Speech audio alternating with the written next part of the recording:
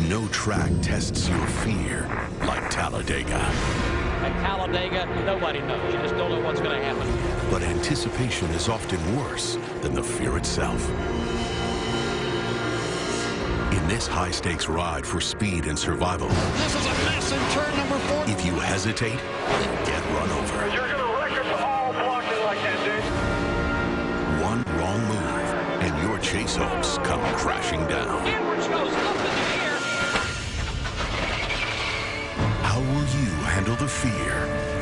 Do you push it aside and risk everything to move ahead? We're back, baby. Rely on past success and pay it no mind? Kevin Harvick will win. Great braking job. Or do you step up and face it head on? 29-11 are in your mirror.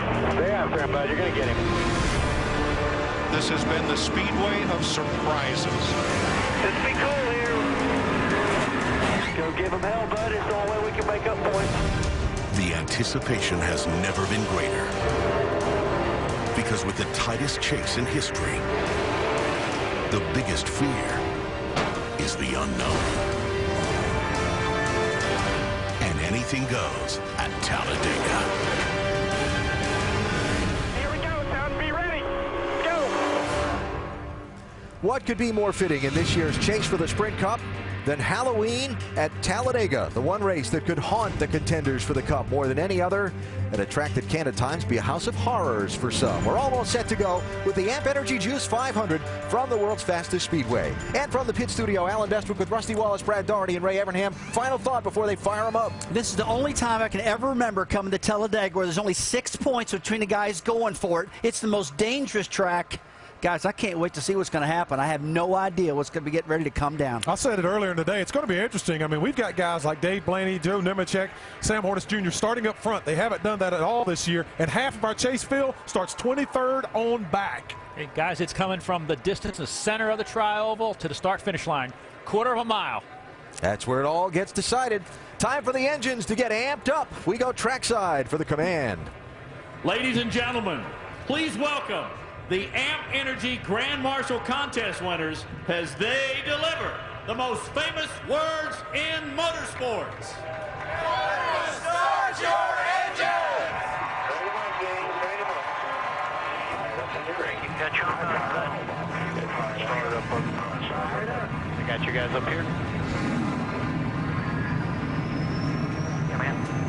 Time to go racing at Talladega on Halloween, which means it's time for us to go upstairs to a man who knows all about the tricks or treats at this track. He's a former winner here, and 2 guys dressed like characters in the NASCAR episode of South Park.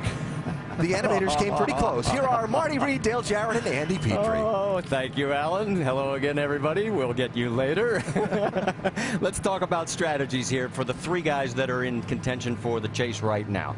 You either have to run up front and stay ahead of the crash, or you got to lay back. Who's going to do what? Well, there's all kinds of strategies that you can use here, but I think Kevin Harvick is going to use that one to staying out front. He's got a great race car. I talked to Richard Childress yesterday. He said he's got 3 great cars. They're going to run up front, try to lead as many laps as possible, and win this race. That's the way he's going to close this gap on those 2 leaders, and he's hoping that he can do that today. Yeah, he may come right out of here with the points lead, but I look for Jimmy Johnson and Denny Hamlin kind of go to the back, hang out. I think if I could advise them, that's what I would do. It's not what you want to do as a racer. Sometimes you have to do what's best in trying to win a championship. Today's not about winning this race. It's about coming out of here with a chance in the last 3 of winning the championship. But let's talk about the other 40 drivers because they've got their own agenda. Oh, and what a great opportunity they have. This is one of those races that everybody in the field feels like they can win it. They're going to go out there and try to lead laps. They haven't been able to do that all year. They're going to have a chance to do that and possibly pull off that win. And that's exactly what makes this so exciting, is to know that you have an opportunity. Some of these guys are looking at an opportunity they haven't had and won't have again this year to go to victory lane. They're going to do everything it takes, and we never know when that big wreck may occur. That's why you got to watch all 188 laps, because you don't want to miss a thing. And as Cartman said on South Park, get out of my way. I'm trying to win this dang thing. Let's talk to one of the guys who wants to win this thing. How about our in-race reporter, Dale Earnhardt Jr.? He's going to start 6th today, DJ. Dale Jr., Dale Jarrett, you have a copy? Yeah.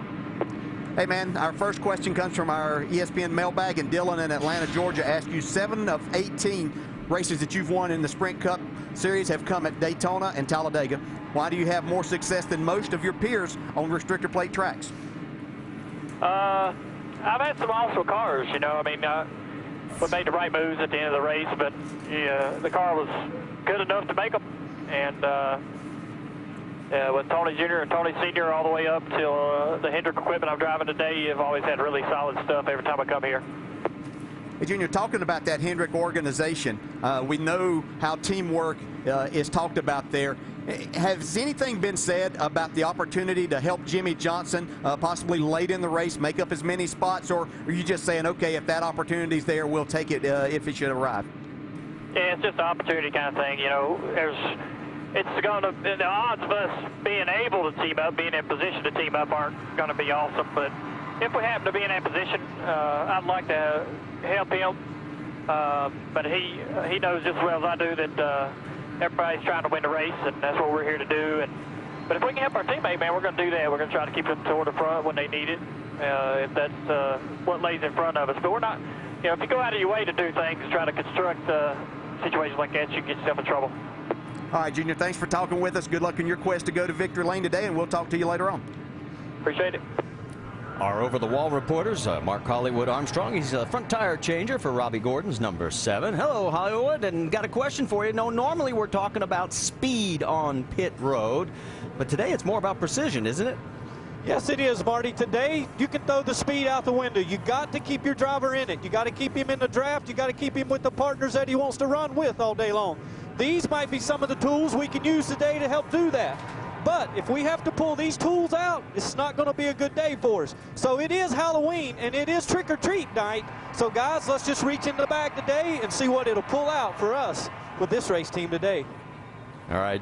You be safe down there and focus on what you need to do. All right, let's take a look at the rest of our onboard cameras as we've got Denny Hamlin, Tony Stewart, Kevin Harvick, Clint Boyer, Marcus Ambrose, Jimmy Johnson.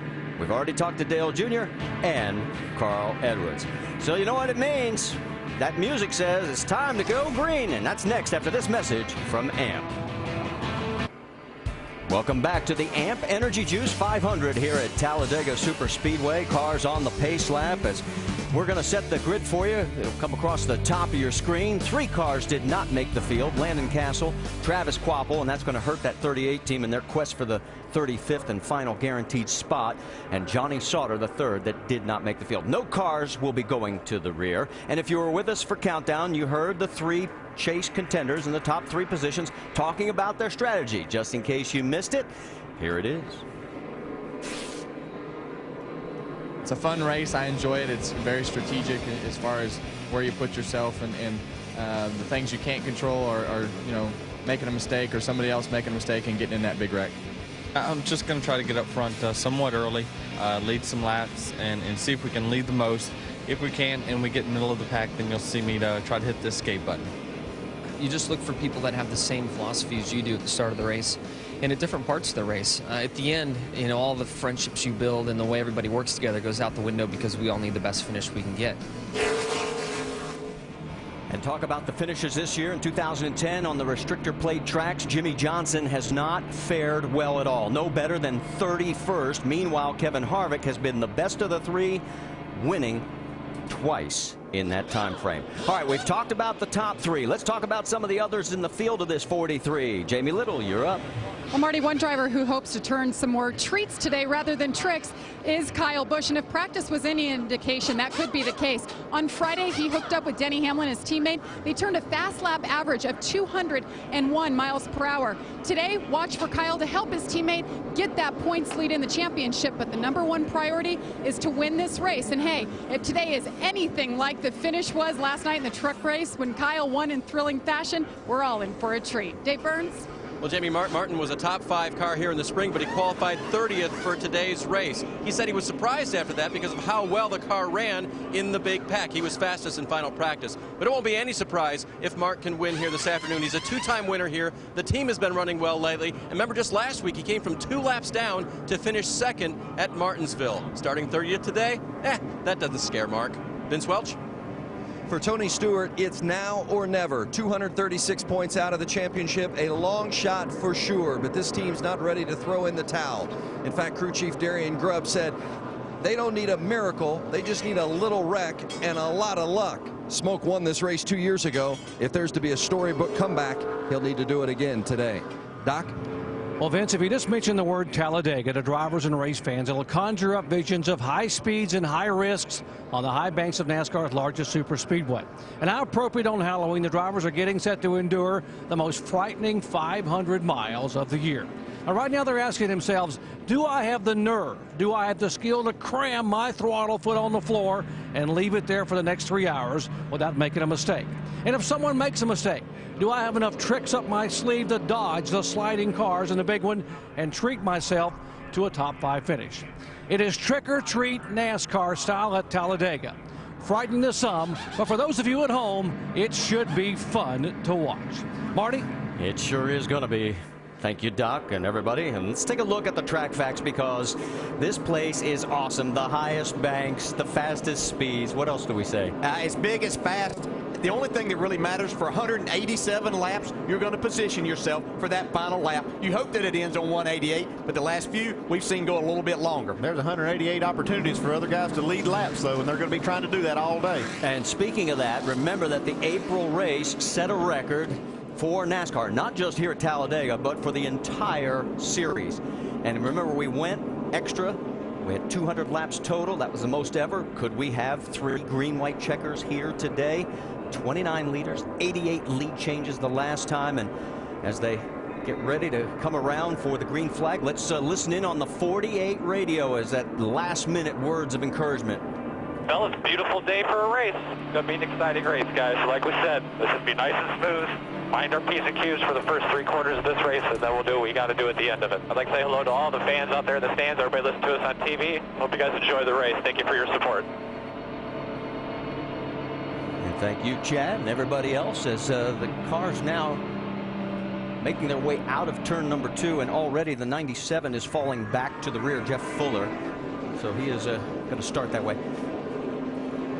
When you look at this place, can you picture in your mind's eye what it was like 1969? I asked Richard Childress. He was part of that race, finished with enough money from the 2 races combined. He raced on Saturday and Sunday. That's what started his race shop. And he got a letter sent from Bill France, because remember, there was controversy about the PDA and some of the guys didn't race that day. And Richard still has that letter, and it said, if you ever need something from my family, you show this letter and they'll take care of it, honor it.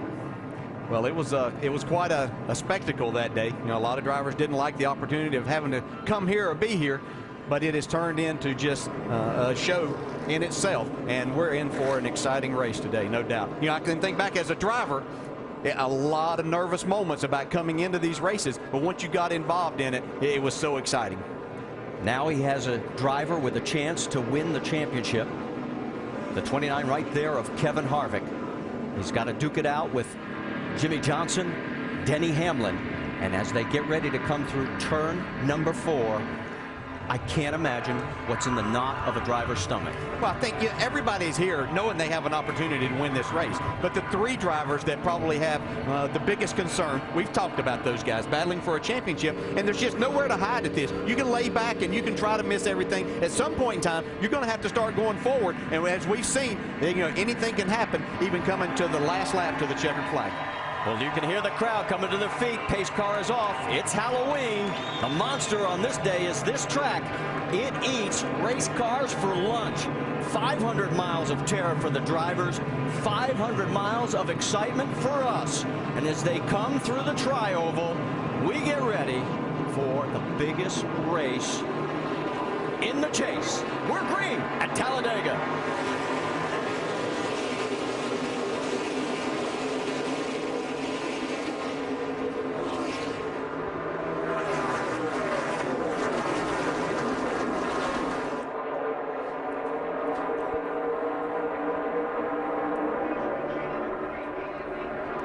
Coming out of 2, you notice Jamie McMurray pulled high and started to fall back. There you see him on the high side there. Got to think that's some kind of strategy on his part, Dale. Yeah, absolutely. You know, we're going to see different drivers do different things, but Jamie feels like they're dropping back and hanging out. This is a long, long race. That gives him the best opportunity to be there when it matters. How about front row Joe up on the outside there, coming through 3 and 4? Nemechek in the 87, planning to go the distance today. Both of his cars did make the show. Jeff Fuller in the other one, and we told you he fell to the back. No cars went to the rear, and here we go as we get ready to go past lap number 1. We're going to have 3 wide in multiple sections of the track. Yeah, they started out 2 wide. That didn't last very long. As you can see, 3 wide all the way back from about 3rd spot on. That's great to see Joe Nemechek lead that first lap. Look at him out front. Now he's hung out in the middle. Now he goes to the high side. Gonna get a big push. Got Dale Jr. right behind him. Boy, he played that perfectly, too, and that's what we'll have to see all day. That's a chance you take, pulling in front of those cars, but, man, you can get a nice push. Here goes Boyer down low with Montoya behind. Now Nemechek slides up higher. Here goes Jr. He's going to go around him. Yeah, and here comes Kevin Harvick. We know he wants to try to lead this race early and a lot. Coming through the tri-oval for lap number 2. And we'll have our second official leader. It'll be Dale Earnhardt Jr. Could it be at the stripe? Well, it could be. Kevin Harvick got those 5 points. That's how quickly it can change. It might change 3 times before they get back. See Junior making a move on the inside, coming back on him. Saw how far Nemechek, he's back about 7 rows now. I think Kevin Harvick has established that he is one of the best restrictor plate drivers out there right now. See Denny Hamlin all the way down below the double yellow line, which is out of bounds, but he wasn't advanced in his position. He's headed towards the back to hang out. Well, he said that if he couldn't get up front, he was going to slide back. There he is, and we already knew Jimmy Johnson was going to go back to the back and sort of lay back there and let things sort out. So there they are, nose to tail. Meanwhile, Kevin Harvick, as you can see, we're going to have another lead change. Here comes Clint Boyer and Dale Earnhardt Jr., and Jr. leads that lap. 3 leaders in 3 laps. I don't know if it's possible. We could have 188 lead changes. Obviously, we don't have that many different leaders. Kurt Busch now in second, right behind Jr. Here comes Clint Boyer. He's got 2 cars helping him. Montoya and Harvick. See just how quickly all of this changes. Harvick looked like he was going to drop back maybe outside the top 10. He got a nice push, got his momentum going back forward. See, Boyer stretches out a little bit. That may give Montoya the opportunity to come back and make a pass before they get back to the line again. Coming to the stripe. Who's going to lead? Lap number 4. Officially, Clint Boyer. No, how about officially Montoya? Let's update. Jeff Fuller has taken his car behind the wall. Meanwhile, we've got 3 wide in the middle of this field.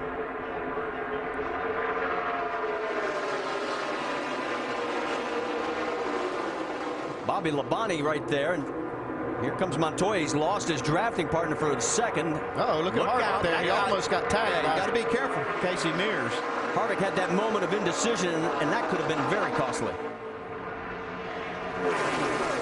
We'll see a lot more give and take in those type situations right now. If we get down towards the end, literally in the last 20 laps, you'll see guys fill those holes much more quickly, and then that's whenever problems start to happen. Well, can we have our 5th different leader in 5 laps coming to the stripe? How about, yes, Casey Kane takes over the top spot. I told you this was going to be fun. Kane loses his drafting help as Junior goes right around him, and look at the fans on the backstretch. Junior Nation up on its feet again. Yeah, a lot of bump drafting right there. These guys have to be careful. See Montoya, I think he got kind of shoved out of the way right there. And he is going to lose quite a bit of ground, pulls back into line, and still has to get back up to speed. When you crack the throttle here, it takes a long time to get back up. Vince, what's the story on the 42? Well, just as planned, he wanted to lead a lap, snap up those 5 bonus points, and then slip to the back where he finds it going to be a little less dangerous. So not a problem at all for the 42 of Montoya. Well, all these guys are running up front. We're really getting a sense of this 2-car hookup. You see these 2 teammates, the 31 and 33. They've really locked in these last 3 quarters of the lap. You can see just how much they gained by doing that. Well, and the 2 Dodgers are doing the same there. Look at Brad Keselowski with the help of Sam Hornish Jr. The key here is you got to stay really, really locked up. Even a foot between the cars can really raise the drag of the cars up enough that they won't really shoot forward like you see this. They have to be really touching each other. And Andy, people might say, well, then why don't they stay like that for a long period of time? But it can't do that. No, they can't. The engine will run hot. You can see that grill opening is just You see Clint Boyer right there behind Jeff Burton, and that thing is just basically shut completely off. Jeff Burton gets credited with leading that lap. 6 different leaders now, 7 lead changes. See, now that this is a really good strategy here. They'll swap positions and see if they can hook back up again, and that way they can cool their engines back, you know, to kind of normal range. Yeah, and here comes a guy, Robbie Gordon, has started 42nd, I think, on the grid. He's trying to take the lead with Kevin Harvick's push. You're absolutely right. From 42nd in 7 laps, here he is moving to the front. On the high side, you've got Keselowski. Yeah, he may not make it back as the leader. You can see Harvick had to get off his bumper. He gave him such a shove out there. I think Robbie's going to get hung in the middle here. Might be getting a bump draft right here, though. While all this is going on, 5 chase contenders are 35th or deeper in the field. They're playing it safe. I think that's by design. Yep. Boyer leads that lap. Kurt Busch second. Earnhardt, Robbie Gordon, Keselowski credited with 5th. See another good drafter up front. See at 55 in that top lane, 3rd car back, Michael Walker. Doesn't get a lot of seat time lately, but he's really good on these restrictor plate tracks. Yeah, I was talking to Michael the other night at a function. He and Darrell had to raise money, and he was really excited about his opportunity to come in here with an opportunity, what he felt like to win the race. I just hope he isn't dressed like he was yesterday. Me too. For anybody who didn't see, they had a Halloween costume and a little shuffling there. Mrs. Howell from Gilligan's Island. That's right, I said Mrs. See, Keselowski's going to try to get the lead here at the line. He does it. Yep, Brad's going to take the lead. So Keselowski now our 8th different leader. 9 lead changes in 9 laps. On board with Clint Boyer. You just can't lead 2 laps in a row at the start-finish line. Just incredible what these cars do in the draft. The cars are so big, they make such a big hole in the air that it's just hard for anybody to stay out front. There's a big vacuum behind these groups of cars, and it just pulls all these other cars up front. See Michael Walker there giving Sam Hornish a big push. They got a nice lead there. If he can stay on his bumper, Sam should be able to lead this lap. That's how it's done right there. We'll watch him hang him out here in just a minute. Michael will want to lead this before long. So Sam becomes our 9th different leader, our 10th lead change in 10 laps. There were 8 different leaders by lap 10 back in April. Sounds like we're on pace for another record day at Talladega. Make sure to go to Goodyear.com to check out Goodyear's Support Our Troops program. There you can send a thank you message from a NASCAR driver, enter for a chance to win a 2011 Ford Taurus, and other great prizes. Well, as we come back here to Talladega, we've completed 13 laps. We've had 10 different leaders and 11 lead changes. You're riding on board with Kevin Harvick. He's back to 23rd. Here's the reason why. I had to back up. I'm hot. I got too hot. Yeah, you can hear that's just what they're talking about when they put that grill right up on that bumper. They can't do it for long, Doc. They can, Andy, and Danny Lawrence, the engine builder, said in the old days you could go to almost 300 degrees or maybe well over 260. He said to now, he said when we get to 240, 245, we want our drivers to let us know we don't want it to go to 250. We want it to sneak the nose of the car out, which is exactly what Kevin did a moment ago, getting hot, and I had to sneak a peek. For more, let's go to our Craftsman Tech Garage and Tim Brewer. Thanks, Doc. It's literally like sitting at home, folks. Try holding your breath for a minute. Doesn't work too well. What these guys have to do when they're nose to tail is literally have the car move over to the right, move over to the left, because what we're trying to do is get a little bit more air in there. I can only hold my breath for about 50 seconds. DJ, you might be a little bit better than that, but hey, it's all about keeping the air to the nose and making sure the engine stays cool all day long. Guys? I couldn't much either, Tim. That's why I hung out a lot and waited till I could hold my breath, which that's the end. These guys are incredible. See these 2 cars get hooked up and just how fast they can go. See Jeff Burton pushing Matt Kenseth now. They came from nowhere past these guys, and now they've got a 15-car length lead. And behind those 2, it's Clint Boyer, Dale Jr., Kurt Busch, Eric Almirola, Bobby Labonte, Reagan, Robbie Gordon, Casey Kane. That's your top 10. And Harvick has jumped all the way back up, I should say, to 9th, with Bobby Labonte rounding out the top 10. So from 23rd to 9th in about 2 laps. Yeah, hang around and we'll change all of those numbers again in a minute. You see right back in the pack right there, you see Sam Hornish and Michael Waltrip. They got out front by a couple of seconds a while ago doing this 2-car draft, but then they just couldn't do it. Cars got hot, they had to swap, and when they did that, this whole group just swarmed on them. they were literally running a second faster than the third and fourth place cars. Two can do it better than the pack, but they can't do it as long. And there we just saw Kenseth and Burton do the same thing. They were over a full second faster than the rest of the field. Look how much distance they've gained on them. It's incredible.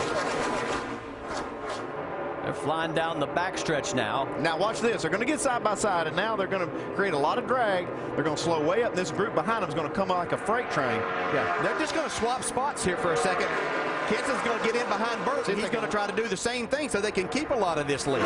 If they can lock it up real quick. Yeah, and they did. Kenseth was able to do that. I would imagine Jeff Burton was dragging his brake just a little bit to make sure that he can lock on there and they can stay out front. Strange bedfellows, so to speak. You've got Chevy and a Ford teaming up right now with Burton and Harvick. And right behind them, you can see that here come two of the Dodges. Well, the two leaders were a full second slower that lap than the lap previous. When they made that swap, it cost them a second. Kurt Busch has now got Sam Hornish in tow. Yeah, we can already see that Sam Hornish has a fast race car. He's able to push these guys and make a big gain. Dave, you've got more?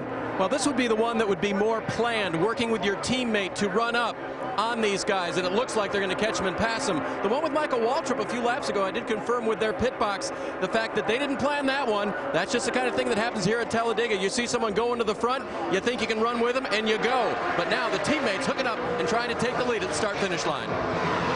Here they come. It'll still be Burton leading this lap. Kenseth, Busch, and Hornish rounding out top four. Yeah, and you can see what happened right here as they got closer to those two cars. Well, Kurt Busch was able to get a draft that pulled him closer. Hornish couldn't stay on his bumper, so they weren't able to complete that pass. And it's going to basically crush both of them. Just watching these lap times from Kurt Busch and Sam Hornish, over 200 miles an hour last lap average. Sam is about to be swallowed up by the pack coming up behind him. That's lap traffic that they're getting ready to pass there, the 34 Robert Richardson. Yeah, and you can see without any help, Kurt Busch has fallen off and lost the two leaders. And there's Sam way down on the low side of the track, and he has been freight trained by about 10 cars, and he finally tucks back in. Right now, it is Burton and Matt Kenseth. They're running up front by about, 20 car lengths. It'll probably change by the time we come back.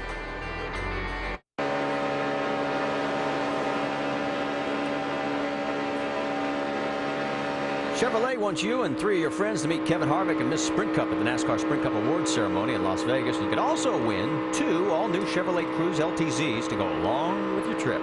For a chance to win, enter at winyourchevy.com. Back here at Talladega, you're on board with Tony Stewart, and you're saying, wait a minute, there's nobody in front, there's nobody behind. That's because he had a problem, guys. It looked like he had a flat left front tire. Don't know exactly what happened, Dave. Vince, I'm sorry. Yep, that's okay. Mark Martin had come on the radio a lap before and said he thought he saw a little smoke coming from the front tire of Tony Stewart. Stewart says there was no contact, but certainly cut it down. You can see the Goodyear officials looking it over. Averted disaster there, being able to get in quickly and change 4 without any damage to the fenders. He's 1 lap down in 41st, but he is not in the lucky dog position. That's Robert Richardson Jr. 2 cars are off the track right now, Dave Blaney and Jeff Fuller. Here are the race leaders coming up on Tony, and there's the rest of the pack. Pick your favorite driver. Up front, it is Burton and Kenseth. They've sort of freight trained themselves away from the pack. Behind them by 1.3 seconds, Clint Boyer, Brad Keselowski, Casey Kane, and Kevin Harvick is now back up into the 6th position. Kurt Busch is in 8th with Regan Smith in between him and 7th. Yeah, and Tony's biggest problem now is he's going 2 laps down as they go by him, so he'll have to hope that maybe this can cycle through to where these other guys have to make a green flag pit stop.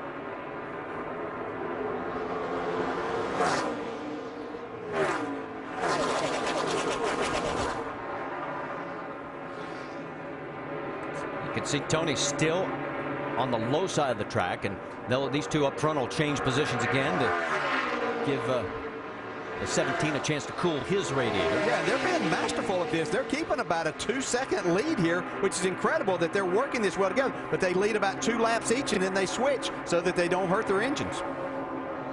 Meanwhile, while all this is going on, how about where Denny Hamlin is? He's 33rd right now on the racetrack, and his teammate Kyle Busch is 36th. Here was the conversation on the radio. I was just seeing what my car was doing there. Several. you wanted to go up there and play because it kind of calmed down a little. I'd just like to lead a lap. You know, I was waiting on the tires to wear off a little bit so it's not so crazy, and then I was going to try to lead a lap. Yeah.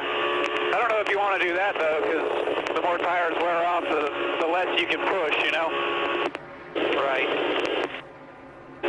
We'll just see what happens later on. I mean, we don't have to get it right away, but maybe after a pit stop or something, we get out front.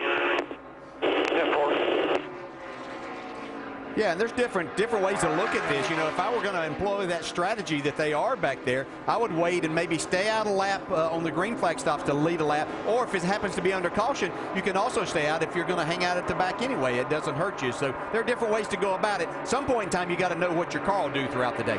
Yeah, from where they are, it's got a lot of cars to pass and a lot of risk getting there. Well, let's get an update on Denny Hamlin from Vince. Well, maybe DJ can comment on this afterwards, but I think it really takes a lot of discipline to ride comfortably back there and to not want to go play, as you heard the guys talk about, because Denny came on the radio with Mike Ford a little bit ago, Mike Ford being his crew chief, of course, and Denny sounded like he wanted to go run a little bit. Mike, pulled the reins on him, tugged on the reins a little bit, and they decided, no, we'll stay back here toward the back. But I think he wouldn't mind going up and seeing what he's got, maybe have a little fun up toward the front. Yeah, you're right, Vince. It is a long day. It makes it very difficult to sit back there and do that, especially when you know you have a good car, but you have to stick with your plan. Again, this is not about winning today's race until it gets down at the end. It's about surviving this and keeping yourself in a championship battle. They've got 3 other races to go try to win. And obviously if they get in position late in this, they'll do exactly that, but you have to get to that point. You saw Jeff Burton and Matt Kenseth swap positions again. Remember, these two used to be teammates at Roush Racing. In fact, they had a total of 169 races, and 19 of those as teammates on the restrictor plate tracks. They're doing a great job of working together. They kind of got this whole system figured out as to where's the best place for them to pass each other back to get the other one out front. But you can see the pack led by Brad Keselowski is coming at them fast right now on the high side. As the pack comes through, let's check in on Jimmy Johnson and one of his teammates. He's actually Jeff Gordon. The second pack have lost a lot of ground to that first pack. You see Mark Martin leading that charge with A.J. Allmendinger, then Gordon, Johnson, McMurray, Edwards. Montoya's back in this group. And all of a sudden, look what's happened up front. Brad Keselowski and the 83 of Casey Kane, they ran down the top 2 because they sort of had trouble staying locked up. Well, yeah, and eventually you're just going to have to cool a little bit longer than what they were because you're going to mess up the engine if you're not careful. So they know whenever they need to employ that strategy, they can do it again, and they'll find each other to try to work with each other. Burton led 8 laps. Kenseth led 7. We have had 11 different leaders and 18 lead changes. Here comes Brad Keselowski as he's going to lead another lap. Meanwhile, we were getting ready to give you an update on Jimmy Johnson. Let's do it now, Dave Burns. Well, and Marty, he is, I believe, 4th in that line of cars right now. And they talked about getting out and moving to the front and making something happen. And Jimmy was afraid it just wouldn't last long enough. He felt like if he got out there, even with Jeff Gordon, his teammate, or Mark Martin, that it wouldn't last long enough to get him up toward the group. Chad keeps reminding him, you're doing what we need you to do, and you are catching the main pack, although it's kind of hard to see with the naked eye down here. Yeah, well, if you look at the monitor, Dave, they've gained a second or so on this pack by running that, how they're running. So for long, it looks like they're going to be up there. Behind Keselowski, it's Kane, Harvick, Kurt Busch, Elliott Sadler now in the top 5, and David Gilliland up to 6. There's your top 5 after 30 of 188 laps at the AMP Energy Juice 500 in Talladega. Caution free so far in the AMP Energy Juice 500 at Talladega Superspeedway. Riding on board with Dale Earnhardt Jr. for the moment. Time for the AT&T Fastest Pit Crew of the Year award.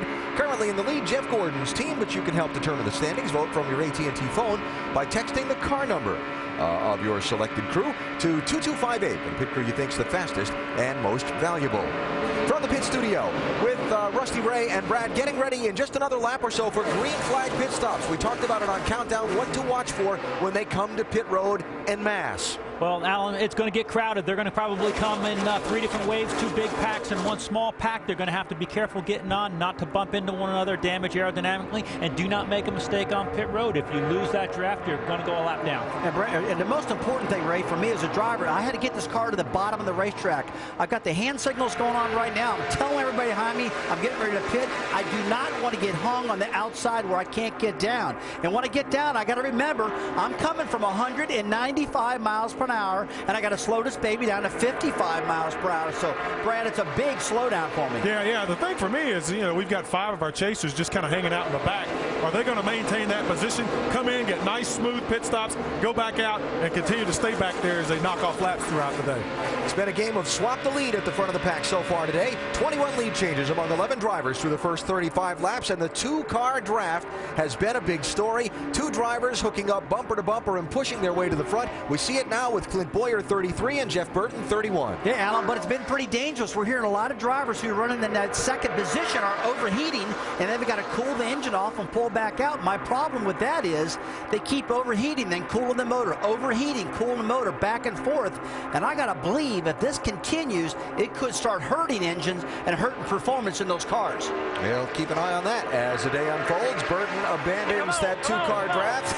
There you go. There you go. That was his spotter, Mike Dillon, telling Clint Boyer to come on, get up there, get after it. The train's coming. So Clint Boyer leads that lap at the start-finish line, and that would be the second time today that Boyer has paced a circuit out in front. Hearing some chatter on some of the team's radios that we'll see these green flag pit stops somewhere in the next couple of laps. So begin to look for the hands waving inside the windshields of the cars. Drivers trying to signal the guys behind them that they're getting ready to turn left. And another thing you got to remember, too, a lot of these guys are going to do right side pit stops, just right side tires. Here we go. They got to make sure they don't lock up the tires and flat spot them, because they don't want that to happen right now. Cars peeling off, heading to pit road, while another train continues on around the racetrack. Keselowski, Kurt Busch, David Gilliland, Sam Hornish Jr., Dale Earnhardt Jr. On pit road, we go to Dave Burns. Penske teammates on pit road. The 12 car had gotten a little bit hot pushing other cars, so they may take a look at removal of a little bit of tape. The 2 car for Kurt Busch, he was tight coming off of the corners, and the left rear wedge is going to be the call on the 2 car. 4 tire stops for both of these Penske cars.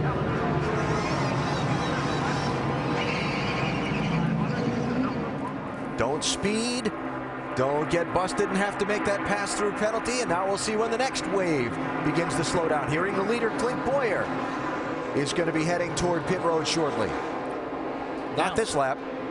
Being in that early wave is not a bad thing, because you come in, your pit road's clean. As those guys come in, you'll lose time. The more cars that want to hit pit road at the same time will get jammed up. Sometimes it's good to be in that early wave if it doesn't affect your fuel mileage for the rest of the race. Kyle Busch in for his stop along with Denny Hamlin. Jamie? And you see him working it right there. Kyle Busch kind of been moving all around so far, trying to feel out his drafting partners. They're going to do a 4-tire stop here. Remember, not many adjustments you can make on these speedway cars, Vince. There will be no adjustments on the 11 of Denny Hamlin, just 4 tires and fuel. Mike Ford reminded him 4,400 RPM down the pit lane. Do not get a speeding penalty. Good entry into the box. Stalled it a little bit coming out, so a little bit slow on the exit for the 11 of Denny Hamlin. More drama going on. Clint Boyer's team called him in a lap ago to pit road. He's on the radio saying, Mike, can you hear me? We're talking to Mike Dillon, his spotter. So this is the second lap in a row Boyer's driven past pit road when they've called him in. Jamie? And Jeff Gordon in the 24 there. His goal was to run where the action is. Did not want to hang back, but that has not been the case so far. Steve Letarte making the call, saying, wait. Right sides only, Dave. And the reigning champion, Jimmy Johnson, will get a track bar adjustment for that race car. 4 tires for, no, it's going to be only 2. And now they've got a problem. They decide they need to get it full of fuel. They weren't there yet. Jimmy took off, and now he leaves hopefully full of fuel. All right. Let's see. Clint Boyer looks like he's gotten the message this time and is hitting the brakes to head to pit road as this cycle of stops continue. I tell you, no communication at Talladega is a bad thing. That was a scary moment right there for that team. Lap led for Kevin Harvick in the exchange of pit stops. Jamie? Alan Alan, the reason why the 33 didn't know he was supposed to pit, there was a hung radio. Somebody had it clicked open. He could not communicate with his team. They got it right on the third try. 4 tires for Clint Boyer, Doc. Jeff Burton, 4 tires. And look at the back of the hood, guys. It's pumping up a little bit in the draft. They look at the hood, 4 tires, and Boyer will beat him out as they head down pit road. Vince. The 98 of Paul Menard, it's a 4-tire change. He said he likes the way the car is running in the high lane. Really comfortable with the car at this point. Very stable. No changes for Paul Menard. So yet to pit Kevin Harvick, who is the race leader. And that'll be Harvick leading this group in the charge down pit road. Matt Kenseth, look out. Whoa, man. Wow, that was close. Didn't see him with all that camouflage. There you go. Go ahead, Jamie.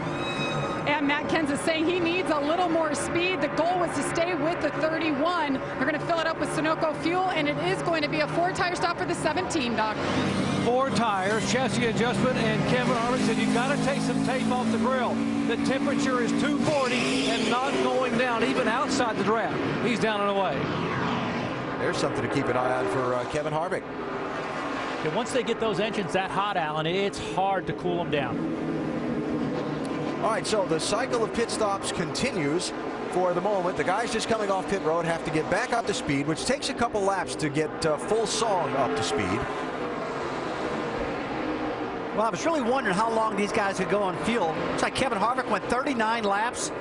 These guys have been out here for quite a long time. I have to figure the fuel burn on that, what they're getting for miles per gallon. That'd be pretty interesting to find that number. Yeah, it was interesting listening to Jeff Gordon earlier talking about wanting to be amongst the action. But he's not been able to get up mixed up with the guys. He's really was in the back earlier, just kind of riding. So it's interesting how these strategies play out through the day, how close you can hit on your strategy, and what you have to do to adjust when you can't be right in the middle of what you want to be doing.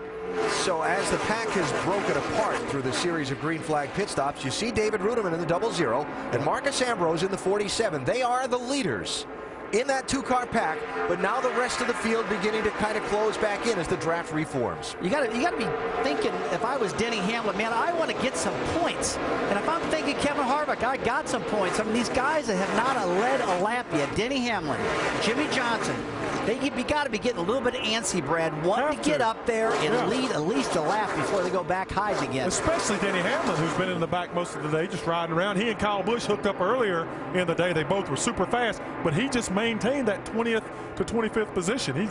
You would think he'd want to be up there getting those bonus points.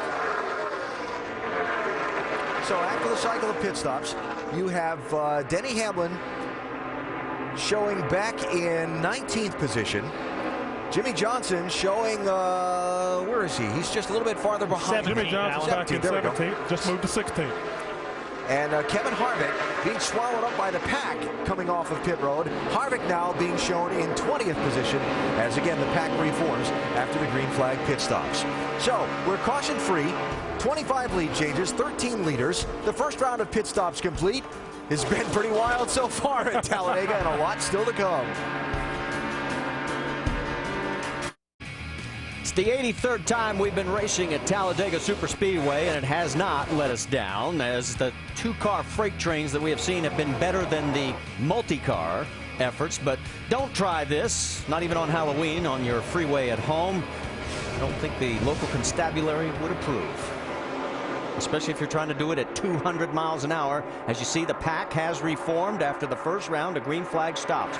Up front is David Ruderman, followed by Marcus Ambrose. There's Mark Martin down low with the 88 of Dale Earnhardt Jr. now pushing him.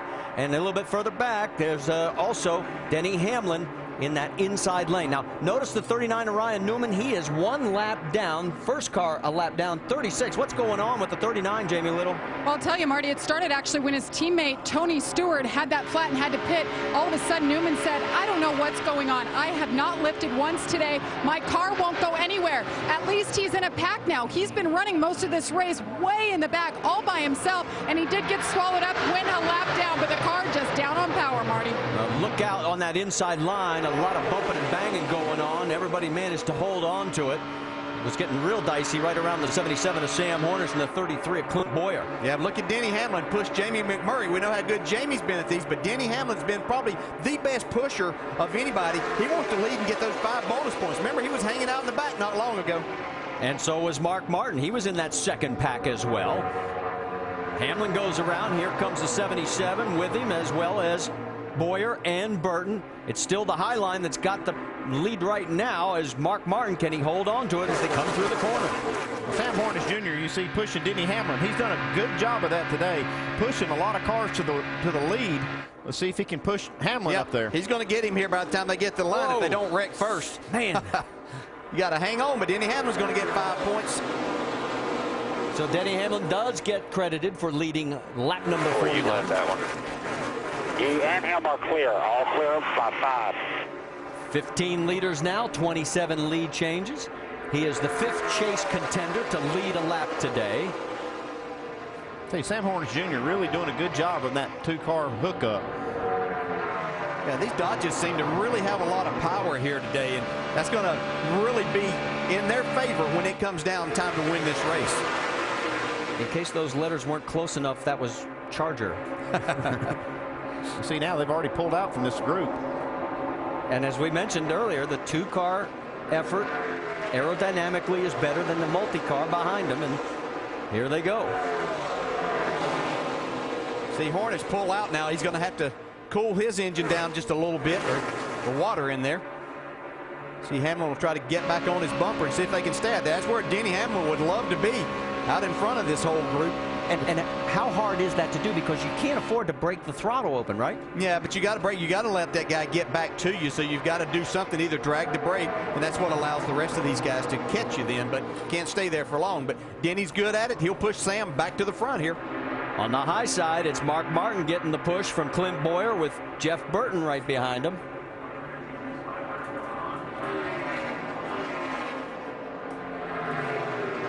Let's see who's going to lead this lap here at Talladega as they come down towards the stripe.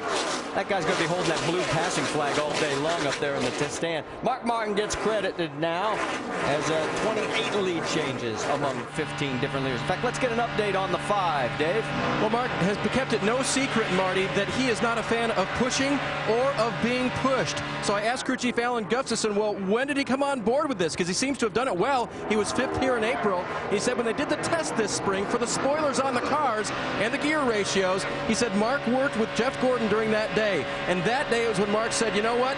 I can do this now. I feel comfortable doing this. And Alan said part of it is just other people knowing you're willing to do it. And now that people know that, Mark is out front, and I think he's a more potential winner here at Talladega. He's got his hands full right now with David Ruderman pushing the 11 of Denny Hamlin to the forefront. You noticed the 14 getting another lap down. Tony Stewart now 2 laps off the pace. You know, speaking of Mark Martin, yesterday I was talking to him. He said, we've got to come up with a different terminology for teammates. He says, we are not teammates when we're out on that track. I guarantee you, if we're going for the stripe, I want to win, and so do they. Well, that's what makes it challenging to know that. See Dale Jr. go back to the front here. But, yeah, I mean, they work for the same organization, but when you're out there, yeah, it's about you and your race team that you're trying to make the most for. Look at the way they are slicing back in the middle of this pack. That was Mark diving down low. There's one car really slow in the middle right there. I can't quite make out who it is from this aerial view. But up front, looks like Dale Earnhardt Jr. could be leading another lap. Kurt Busch, Joey Logano now has moved into 3rd. Jeff Burton, Marcus Ambrose rounds out your top 5. So there's Dale Earnhardt Jr. That's right, he led 90 laps last week at Martinsville, and he's up front here at Talladega.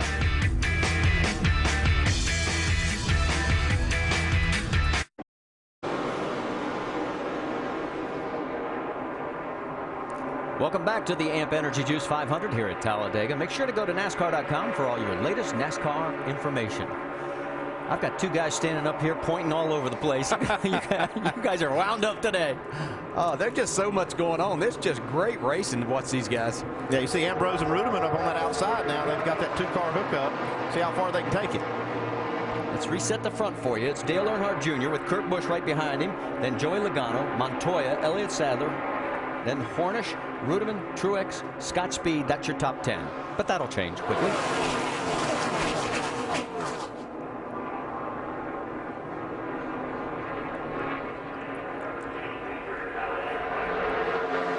As they come by the stripe one more time, Dale Earnhardt Jr. is now going to be the leader in the clubhouse with laps led. We've had 15 different leaders and 30 lead changes, and Dale Jr.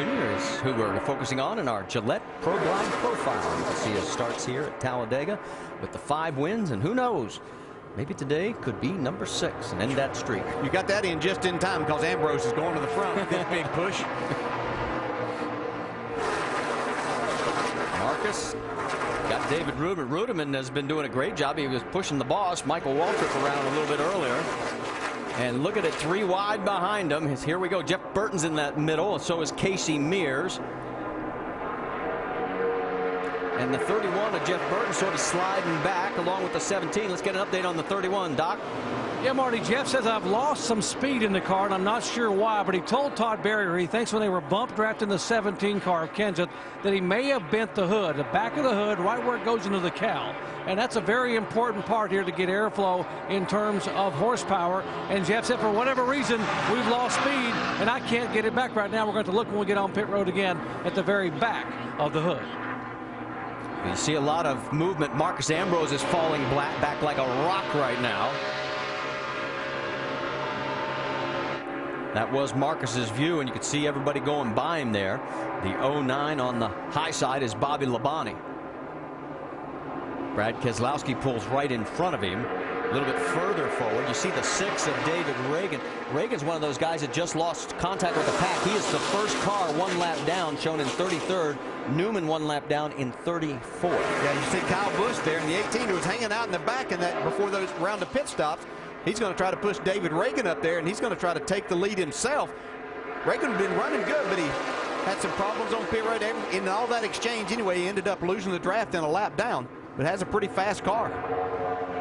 See, Kyle lost contact with him there for just a second. Here comes Burton pushing Casey Mears. And when you're in the middle and you lose that contact, you can see the end result. Everybody waves to you as they go by. Now he's hooked back up with Ragan. Still in the middle, though.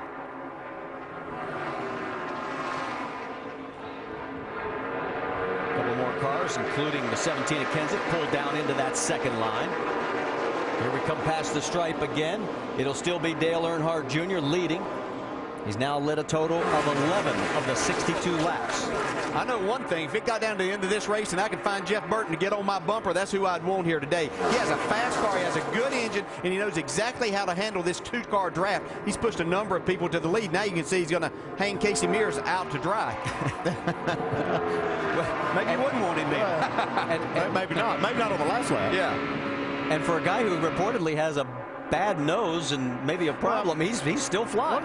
One of the problems is, you know, situations can make your car feel like it's really fast at some points, and other points you think, man, I got something wrong. And right now you see he's leading the race, but he's still probably sensing something in his car. Yeah, and exactly. You can see as he gets out front, he can't go. As long as he's pushing, that air's not on that hood, so it's not a big deal. They're 5 wide right now. Look out, got because 5 in line behind you now. 5 in line behind you. You're still pushing 4 wide.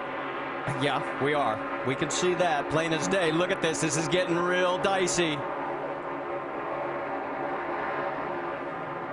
Somehow they all managed to survive. We went from 4 wide. Now we're just back to 3. Yeah, it's calmed down a lot now. My hands are sweating. I know that. Look down low as we get another push. Looks like Harvick. David Ruderman right behind him there, giving him the nudge. Those are 2 slower cars. It looks like A.J. Allmendinger is, yes, he's going to go a lap down. Well, that's the problem. You know, when you make those green flag stops, if you lose that draft by just a little bit, you lose a couple to 3 seconds a lap, and then before you know it, they're swallowing you up. Remember, Robbie Gordon was up front at the beginning of the race. He just went a lap down as well with A.J. Allmendinger. So right now, 30 cars on the lead lap here at the AMP Energy Juice 500 at Talladega. The Toyota Fuel Mileage Minute with NASCAR Sprint Cup crew chief Greg Zipadelli. Brought to you by Toyota Trucks. The 7th stop in the chase takes us to Talladega Super Speedway in Alabama.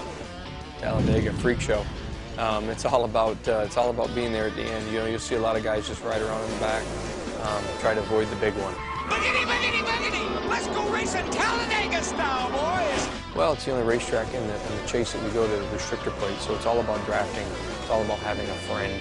Well, if you survive, you know, it'll come down to fuel mileage. The last stop at Talladega usually is right sides or gas and go, but we'll just come down pit road, spend as little time as we have to, top the fuel cell off and push them out of there.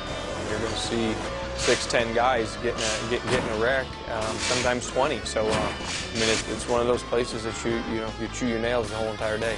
Brought to you by Toyota Trucks. Toyota's been making trucks for over 70 years. Let's check the motorsports calendar because NHRA action from Las Vegas tonight at 9 Eastern on ESPN, and then NASCAR Now tonight at 11:30 on ESPN2, and of course the roundtable tomorrow at 5 Eastern also on ESPN2, and then Nationwide Series action at Texas noon Saturday on ESPN2, and then Sprint Cup Series from Texas presented by GoDaddy.com 3 o'clock Eastern next Sunday on ESPN. Back here at Talladega Superspeedway, a total of 18 leaders now, 34 lead changes. Here comes Kurt Busch to lay claim to 5 bonus points as well. He's now in front of Dale Earnhardt Jr., Joey Logano, David Rudiman, Kevin Harvick, Kyle Busch, Elliott Sadler, and Juan Pablo Montoya. And we are still seeing 3 and 4 wide racing, and we are just about a third of the way through this race. Look at Montoya. You can see he went from that top lane all the way to the bottom. See what he could get moving from right there. It's just a matter of, it's a guessing game all day. You see Harvick right on the bumper of David Rudiman trying to put a little distance. Speaking of Rudiman, his boss Michael Waltrip made a pit stop during the break. He is now a lap down in 37th position. And let's check in on Jeff Gordon and company because he and Hamlin, Boyer, Jimmy Johnson, they're all running together 23rd through 26th position. Let's listen in on Jeff's radio. I don't like getting this far back, man. I don't know what these guys are doing. I mean, they're going to be, you know, if they get single file, we're gone. You know, they're gone. Oh, yeah, we definitely got to go because that just broke us up. What do you think? Nah, they're still okay. As long as they have 3 fast race cars there together, those guys up front getting single file is not going to happen, Jeff. I can tell you. There's way too much racing going on up there. So you're okay right where they're at. We saw a group earlier get back 12 seconds and were able to run them down. As it gets crazy up front again. Well, and they just picked up 2 seconds on the pack, and here's the reason why. Whoa! Look out! Uh-oh, here goes going across. That's Allmendinger sideways, but it looks like if he can keep it down. Get a caution. Again, he's off the wall. Still nothing. And the first caution of the race is out. Got crammed from behind by somebody. Yeah, he got help. So A.J. Allmendinger, who freely admitted yesterday all the news going on about RPM racing has his stomach in knots, let alone having to race this place. Yeah, you don't need that. It looked like Casey Kane got sideways and A.J. kind of checked up and car behind him didn't. All right, let's go back and take another look at it, see what happened. Yeah, it's getting kind of crazy up front. You see all these leaders spreading out. Well, the 2 Red Bull cars got together. Scott Speed got him and A.J. Looked like it might have been Keselowski that got into the back of A.J. Plenty of room at that section of the track. And the only damage is to the rear of the car, as you see right there. Here's the angle from behind. See the 12? Yeah, 12 gets into the 43. We'll step aside for just a moment. Here is our first caution flies at Talladega. And we're back just in time. As you can see, everybody's heading down pit road except for Kevin Harvick. Well, more on that. Here's Jamie. And Kyle Busch says 4 tires all day long. Track position doesn't matter. The car is so good. He's having so much fun out there. Last night's winner. 4 tires, Dave. Junior was running up front, but the cowl flap on the right side is up in the air. Very obvious. And Junior said, you're going to need to snip that off and then get hammered back down. 4 tires of fuel otherwise, Vince. The one car, Jamie McMurray likes his car, especially when Juan Montoya is behind him, but he says he doesn't have enough car to do much pushing himself. 4 tires, no changes for McMurray. Here's our made the faster moves on our faster race off pit road. And see Matt Kenseth with 2 tires picks up 7 spots, and the 9-spot gain for a 2-tire stop for Casey Kane. And the big question mark is, did Kevin Harvick make a strategical error? Got to think so. He missed pit road entrance right there. He was the only leader that he was the leader and stayed out while everybody else came in.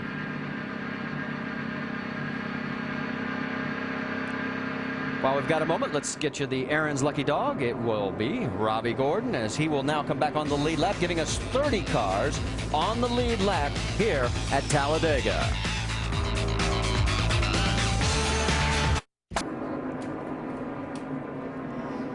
Back here at Talladega Superspeedway, as we are under our first caution of the day, as we've completed 72 of the 188 laps. All right, let's get an update on some of the strategy that was unfolding through all these pit stops. Dr. Jerry Punch, what are you hearing about the 29? Well, it was a strategy move by Kevin Harvick. They decided to stay on the racetrack and lead more laps. It's all about the bonus points, but also the fact that they could keep someone they're chasing in the point standings from leading a lap by staying on the racetrack. So Kevin Harvick decided to stay out, led 2 more laps, and then came in and pitted a moment ago. Vince. Well, one of the decisions made by the 11 team as to why they did not come with everyone else and stayed out and then came in later is just the fact that they wanted a clean pit road. Didn't want to take any chances of getting dinged up on pit road. They know they got plenty of race left and plenty of car to get to where they need to be. Marty? Hamlin restart 26th, and Harvick in 23rd. Green flag flies. Up front it is Kenseth, Kyle Busch, McMurray, Rudiman, Logano, and Kane.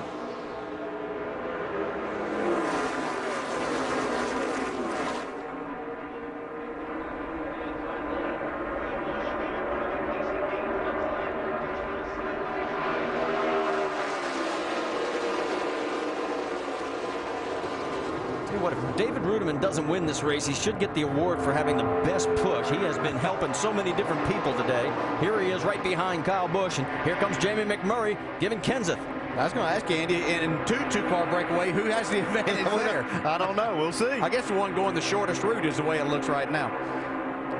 Joey Logano is looking back and saying, whoops, why can't I get into this? Looks like McMurray bailed out on his little deal he had. Yeah, left Kenseth hanging, so Kyle Busch is going to lead the race. Yeah, but he's getting ready to get run over almost here. Yeah, Casey Kane was coming fast. 3 wide again as they head down into 1. You can see a little bit further back, Kurt Busch was down in that mix.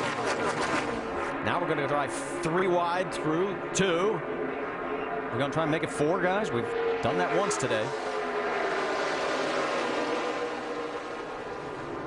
Calmer heads prevail. We just keep it at 3. They fly down the backstretch. We can tell you there were 3 wave rounds. Michael Waltrip, Tony Stewart, Chad McCumbee. Waltrip and McCumbee get back on the lead lap. Tony Stewart is still 2 laps down.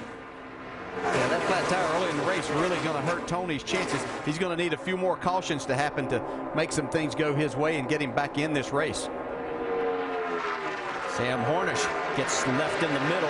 Yeah, I'm watching Kevin Harvick right there. You know, he made that late pit stop, came out behind all these leaders, and he's really making his way to the front quickly. Yeah. 9th spot last lap. He has stayed true to the game plan. I mean, you talked about it at the beginning of the broadcast. Well, he's tried to be up front. There's been a lot of leaders, a lot of lead changes, and he's tried to be up there. But he's not able to do that on a consistent basis. We'll see if he can get back up front now. Yeah, and I think in Kevin's position, he wanted to apply some pressure to these guys. I think we all said, you know, a good chance he could come out of here as the point leaders. We see Rudiman go to the front now as he had to get a little cool, fresh air to his radiator. And just to let you know, Jimmy Johnson is 28th right now, and Denny Hamlin is in 32nd position. Meanwhile, the fun is up front as here we go again as Kenseth and McMurray are nose to tail. Talk about 2 unlikely teammates hooking up right here. Is this David Rudiman and Kyle Busch? Weren't they like at each other not too many races ago? I think it was Kansas. And now they're all buddy-buddy. Well, at least for the moment. Yeah, what can you do for me right now? Well, remember Kyle Busch was in 2nd place in the truck race yesterday. If you saw that, he was pushing Eric Almirola and then went right past him at the closest finish in Truck Series history to win that race. Yeah, he went by him sideways. Did an incredible job, Kyle Busch did winning that race. He's starting to catch on how to drive these things. Right now, these two. Whoops. Look out, fellas. See, Martin Truex really wanting to, thought he had a run on Casey Kane, but Casey shut the door. A little more movement further back. Here comes Truex, giving Kane a really good, strong push. The first 2 still out in front by about 0.8 of a second, Rudiman and Kyle Busch. On the high side, that's Juan Pablo Montoya. Now you see that's working for Martin Truex, pushing Casey Kane. Starting to gain a little ground on those front 2. Clint Boyer pulls down to the low side. Robbie Gordon goes with him, but he's not close enough. Regan Smith right behind Robbie. Truex really giving the 83 a push. It's our pole sitter, Montoya. He's looking for somebody to give him a little bit of a shove. He's pulled he away. Might not need it. Yeah, he's pulled away from the 17, and now he's hooked up with Ruderman. Here comes Kane to the inside, though. Didn't get the lead that lap. Nope. Kyle Busch is credited with the lead. He is a 40th lead change. 18 different drivers have led this race today. Here we go again. 4 wide. Hang on. Sorts back out to 3 wide. And now they're still trying to make it 4 in the middle of the pack. Oh, there you could see that Martin Truex is really wanting to go. I think he really just needed to get the temperature back down. He was hoping somebody might come with him, but they hung with Casey Kane. Well, the guys that'll come with him are coming up from behind.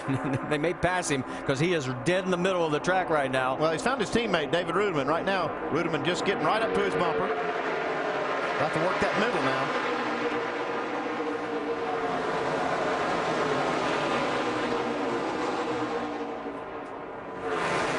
Still 3 wide as they go through turn 1 and 2 again. Back in the 21st position, Jeff Burton. There we see him. What's the latest you're hearing, Doc? Well, Marty, you got some repairs and got a big break in that previous caution in the pit stop. They came in the first time and they put 4 tires on it and 2 pop rivets at the back of the hood to hold the hood down. He left pit road and said, I got a bad vibration on 2 tires. They came back down pit road, changed 4 more tires, and added another pop rivet to the back of the hood. Note the vibration is gone, but the car still isn't running the way it was at the beginning of the race. Some nose damage up front on his Chevy. Thanks for the update, Doc. And as we said, he is right now back at 16th position. He's picked up a few more spots. Meanwhile, up front, you can see what's going on there. And look who has gotten into the mix. Dale Earnhardt Jr. and Kevin Harvick back to the front. They have picked up 25 and 22nd places, respectively, since the restart. Yeah, sure have. And I can tell you, I questioned Kevin Harvick's strategy of going, waiting, leading those laps and putting himself back in position. But he knows how capable he and his car are of going to the front. See a little bump draft in there. Teammates Jamie McMurray trying to give Montoya a little bit of a shove. Gonna have to be careful how far he shoves him because Regan Smith's right in front of Montoya. If you think about Harvick's strategy staying out right there, you'd think he might be able to lead more laps by pitting with the leaders and getting back out with the lead. But by staying out, he kept Jimmy Johnson from staying out and leading the lap. So still, to this point of the race, Jimmy Johnson has not led a lap. Well, Sprint brings you an inside look at the chase for the NASCAR Sprint Cup on the Now Network. And our top speed, 205 miles an hour by Regan Smith. And the fastest lap of the race so far, 47.57 seconds by our pole sitter, Juan Pablo Montoya. For more NASCAR stats, in-car audio, and live race radio, check out NASCAR Sprint Cup Mobile at sprint.com/speed. And speaking of speed, we have plenty of it here at Talladega. Oh, here we go. 4 wide again as they head for the corner. There's teammates working together. Jamie McMurray pushing Montoya back to the front of this. So Montoya is out front of Jamie McMurray, Truex, Earnhardt Jr., and Hornish. That's your top 5 here at Talladega.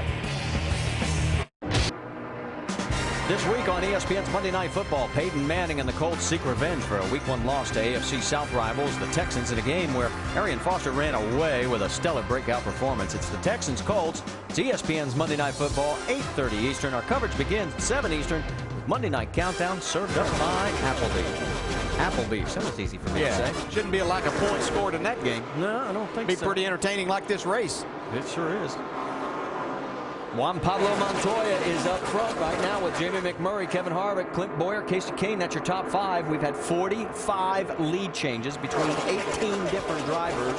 In fact, the most laps led is 12 by Dale Earnhardt Jr. out of the 86. But there is a development further back in this field. Denny Hamlin has lost contact with the pack. There he is. He is a full 25 seconds behind. What's going on, Vince? They're not worrying down here. He just simply lost the draft, and Denny Hamlin and crew chief Mike Ford have been discussing their situation. Going to try to get up and get with somebody. They know there's a lot of race left. They know they've got a good race car, so no problems in their mind, but certainly it looks dramatic. Jamie? And Kyle Busch Bush, Denny's teammate, came on the radio and said, guys, what's happening with Denny? Do I need to drop back and wait for him to help him move forward? Dave Rogers, crew chief, said, theoretically, I should say yes, but I would hate to see both of us lose this race. Well, he is half a track behind. I mean, Denny right now is in the tri-oval. These guys are in the middle of the backstretch. That gives you an idea of what is going on right now.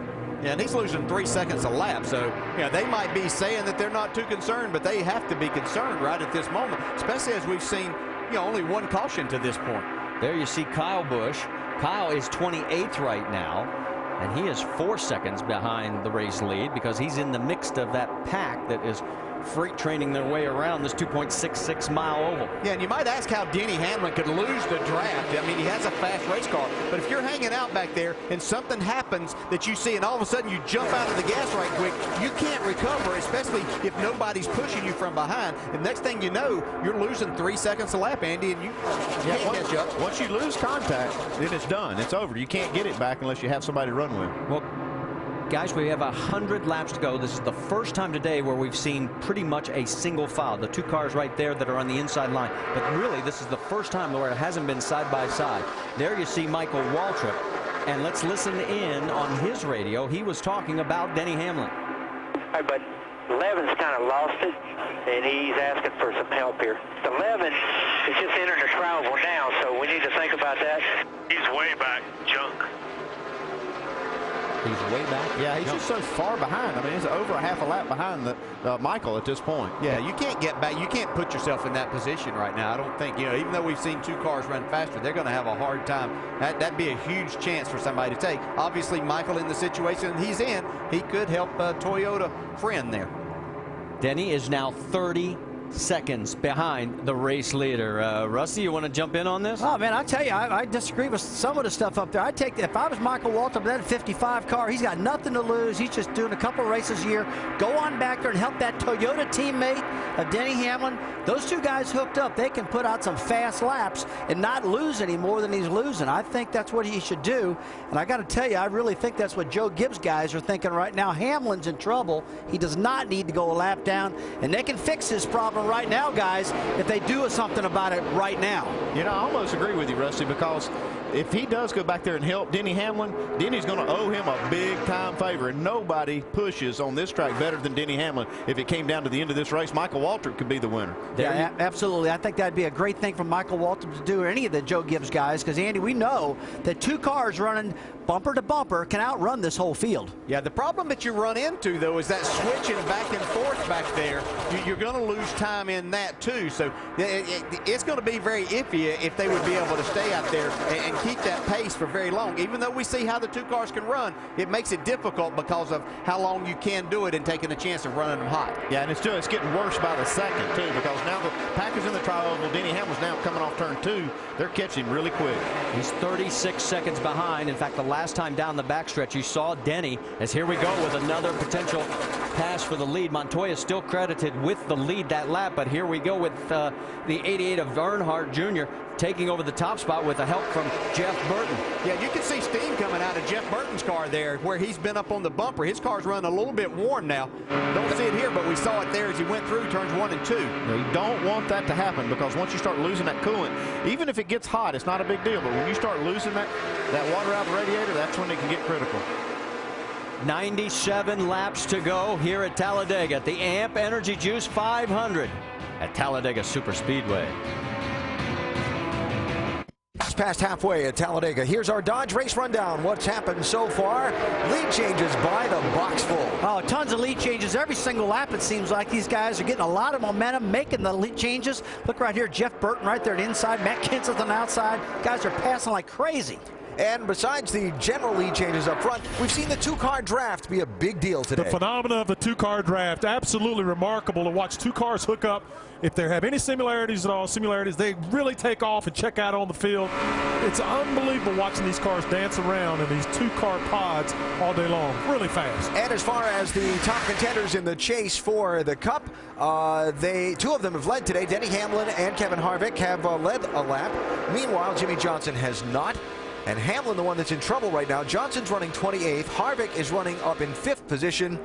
But Denny Hamlin is back in 31st position. He lost the draft a little while ago, and he's about to get put a lap down, Ray. And as fast as two cars are together, one is equally as slow. We've seen a difference of 3 seconds per lap. You lose the draft here, you're going a lap down fairly quickly. So there you see Hamlin, and just behind him, here comes the pack. Don't look in the mirror. Vince, you got something on Denny Hamlin down there for us. Well, I'll tell you, Denny Hamlin has not said a word on the radio. Mike Ford has remained calm, but I don't know how they can with that sight coming in his rearview mirror. I can tell you that Joe Gibbs and J.D. Gibbs had a conversation down below the pit box, and then Joe Gibbs went up top on the pit box and spoke with the crew chief, Mike Ford. Now, I spoke with J.D. Gibbs, and he said that they had considered trying to get one of the other Toyota teams to drop back, but the fact that Denny was so far back prohibited them from doing so. He said, right now, we just got to see what we got and what happens. Not a good position. Tell Joe it's time for the old Hail Mary play. And just a little added drama twist. Remember on the set of caution flag pit stops, excuse me, a little while ago, Kevin Harvick stayed out and didn't pit with the leaders. If he continues to do that, that takes the tool of the wave around out of Hamlin's crew chief Mike Ford's hands. Yeah, we're seeing some great strategy with some of these new rules. Not only did he stop Jimmy Johnson from leading a lap, but if he's going to control a race like that, he can stop these guys from taking the wave around and getting the lap back. You know, looking at the number of cars on the lead lap, we have less cars on the lead lap than we've had here in the past, and that might be a factor of Kevin doing that. While we watch Kevin Harvick, Andy, you want to debate that, whether it takes that tool of the wave around out of their hands or not? Well, here's the only problem with that. It does if the leader stays out until they get the one to go, because that's when the wave around starts. Right. If they have to make a pit stop by then, if they're going to make one, and they can't, they wouldn't sit out there on a quarter of a tank of fuel just to keep somebody down a lap from taking that wave around. So I don't think you'll see them do that. I don't think we'll go to that drastic a measure, because they would have to stay out themselves. But if they stay out until one to go and then pit, that does take that away from the 11 car, right? Well, if they stay out to one to go, they have missed their opportunity to pit. They'll have to be pitting under green, because the field will be coming around to get the green while they're coming down pit road. Well, no matter what happens, I can tell you one thing. This is a huge mistake on Denny Hamlin's part. Unbelievable that nobody went back there and got him when they had the opportunity to help him. All right, so here it goes. Denny Hamlin's about to go a lap down, and now he's got some work to do as we go upstairs to Marty, DJ, and Andy. Yeah, the big question now, Alan, is he's got to find somebody to tuck in behind, because this has been a single file line for about the last 10, 12 laps. Yeah, the biggest thing, he's going to have to try to keep himself in that lucky dog spot.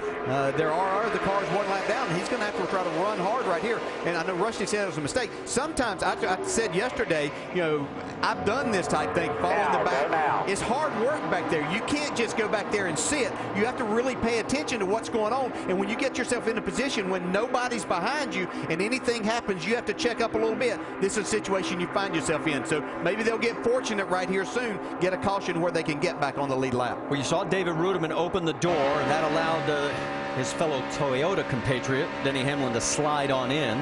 And we'll find out now. The car that Denny has to keep the tabs on, the 6 of David Reagan. If Reagan gets ahead of Denny, he would not be in the position for the lucky dog here at the AMP Energy Juice 500 at Talladega.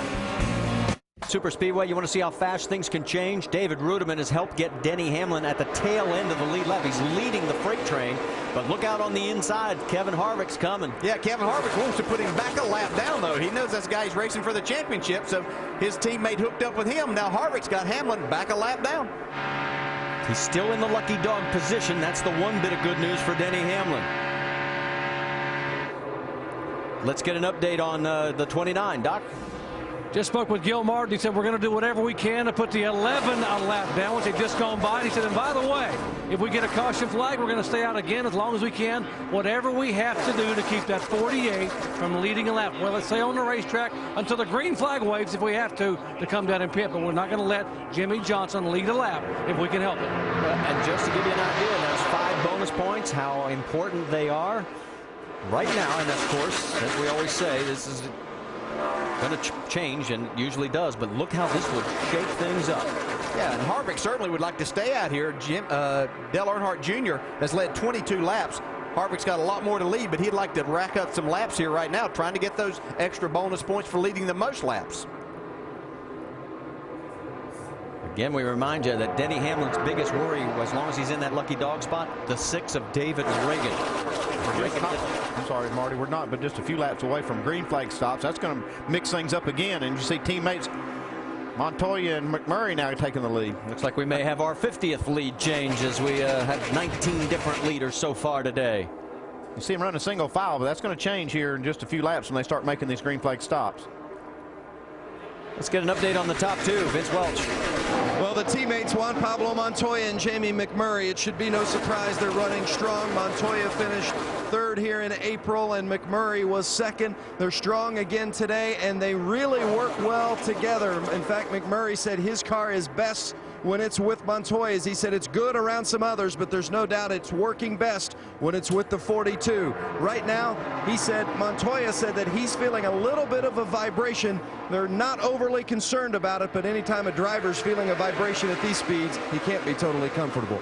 Well, Juan Pablo has finished 2nd here back in April of '08 and 3rd in April earlier this year, and right now he is out in front as we look a little bit deeper back in the field and check in on Kyle Busch as he is 23rd right now. And Sprint brings you an inside look at the chase for the NASCAR Sprint Cup on the Now Network. Let's listen in.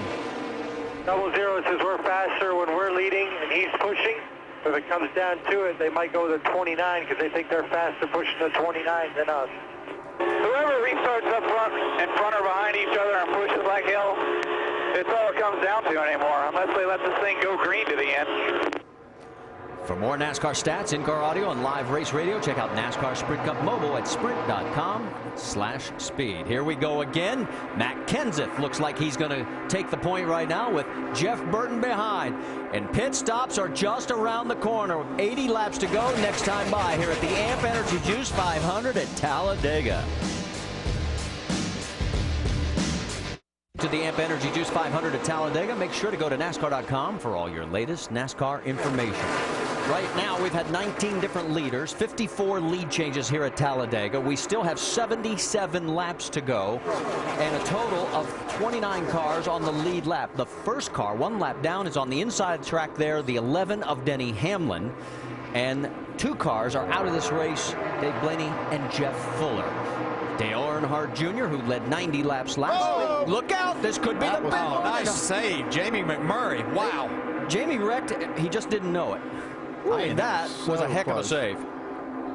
And we mentioned the fact that pit stops were coming, and here comes 5 cars in on this lap. So another round of green flag pit stops, and we just missed having the big one.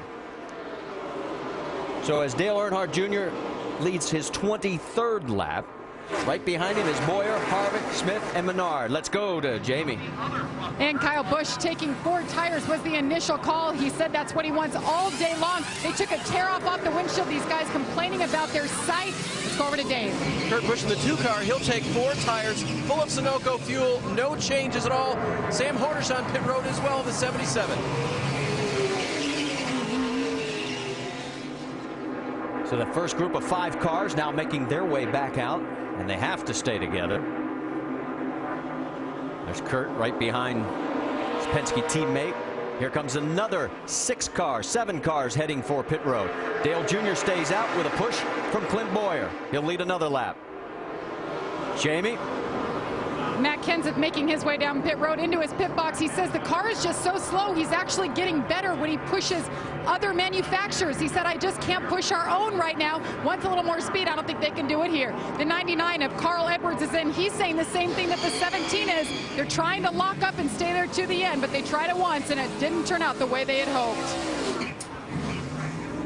So as they come back out, there is Carl Edwards. He did lead a couple of laps during one of our commercial breaks, and before we even got a chance to come back, he was passed. And right now getting back out on the track, Greg Biffle coming out as well. Dale Earnhardt Jr. and company. So we've got a few more cars getting ready to come in. There is Dale leading this pack. Jamie McMurray, Juan Pablo Montoya, Jeff Burton, Jimmy Johnson. A lot of cars coming in this group. Let's send it to Dr. Jerry Punch. Chassis adjustment for Jeff Burton. Tear off on the windshield. Right side tires, now left side tires. They go all with 4 tires, and that means they can make it now on just 1 more stop. Dave. 48 of Jimmy Johnson is in right now. They're going to make a 2-tire stop. This time, wait on the fuel, and now go. That was a mistake they made on their first pit stop. Vince? Denny Hamlin's crew, they made a late decision. They were going to take 4, and at the very last moment, they decided to take 2. So we'll see how it works out for the 11 of Hamlin. So, as they come back out, here comes another group of cars, including Clint Boyer, Paul Menard, Martin Truex Jr., David Rudiman. 17 of Matt Kenseth, too fast entering. Let's go to Jamie. David Rudiman is in. Car is much better today than it was in practice. They adjusted that splitter. It has helped the way that he runs with other cars. 4-tire stop. Nope, they decided on right sides only, Doc. 4 tires for Kevin Harvick, and they're very emphatic. You've got to get it full of fuel. Very careful. No lug nut issues. Get it completely full of fuel. 4 tires, and he's away. You see everybody else trying to work their way back out onto the track. 55 miles an hour is the speed limit, and again, it was a 17 of Matt Kenseth, too fast entering. He has served his drive-through. Here comes the pack right now. There's Jimmy Johnson with the 88 right tucked up underneath with Dale Earnhardt Jr. The 19 of Elliott Sadler.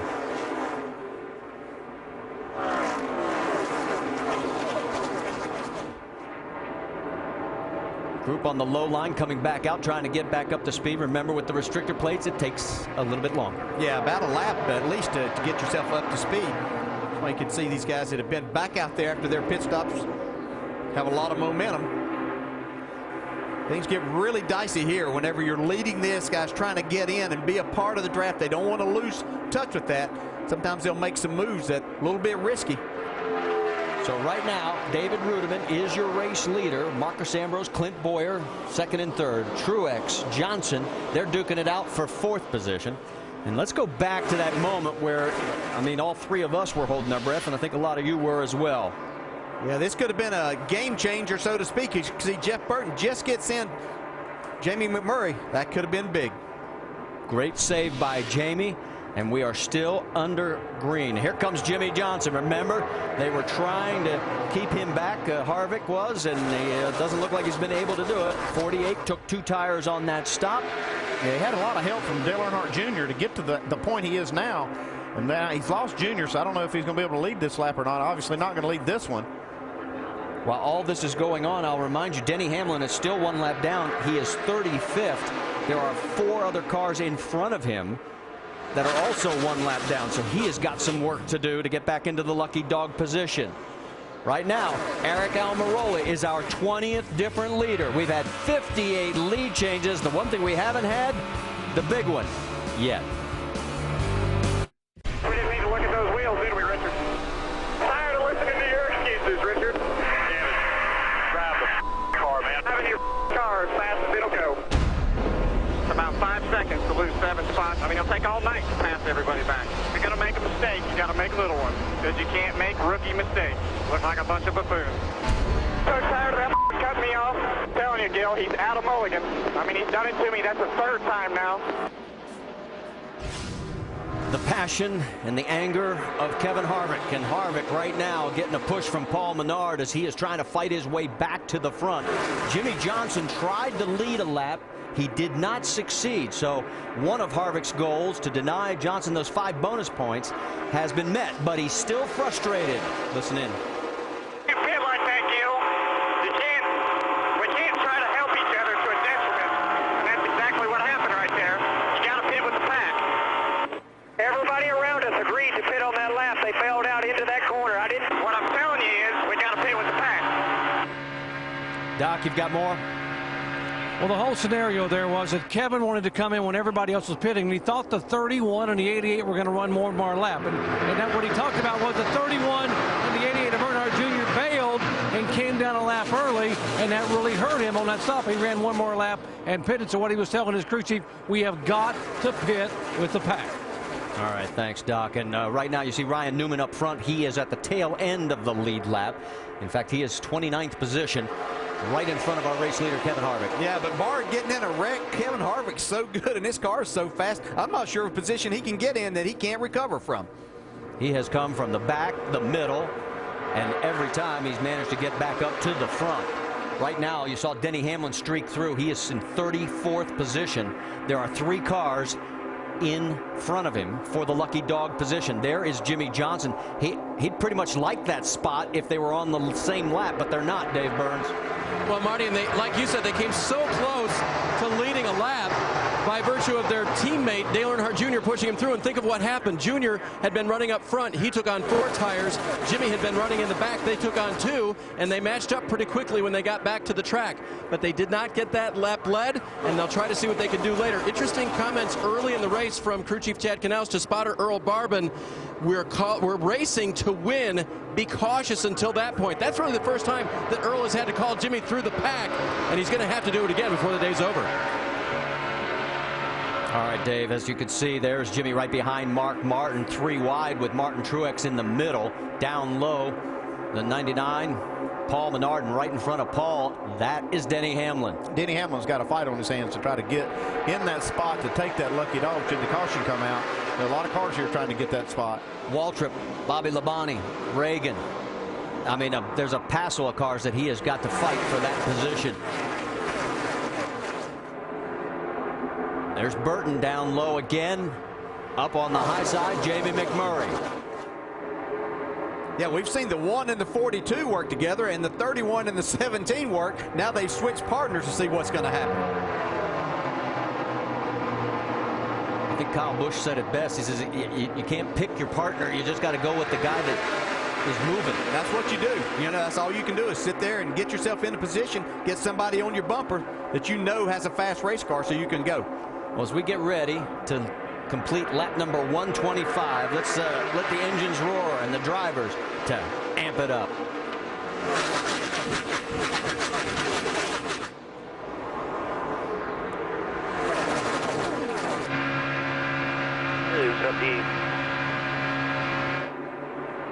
You're clear, 77, 78, still work off. There you go, that's a run. That's what I'm talking about, no help. He's on the bottom here. Coming inside 98. Coming inside, middle 3. Find the 9 right there. To the 5. 5 to your bumper. 3 wide. Out. Just some of the action that goes on in just one lap here at Talladega Superspeedway. This time by, we'll have 62 laps to go, 22 leaders, 64 lead changes. And right now, Clint Boyer is shown out front of Jeff Burton, Juan Pablo Montoya, Jamie McMurray, Eric Almirola.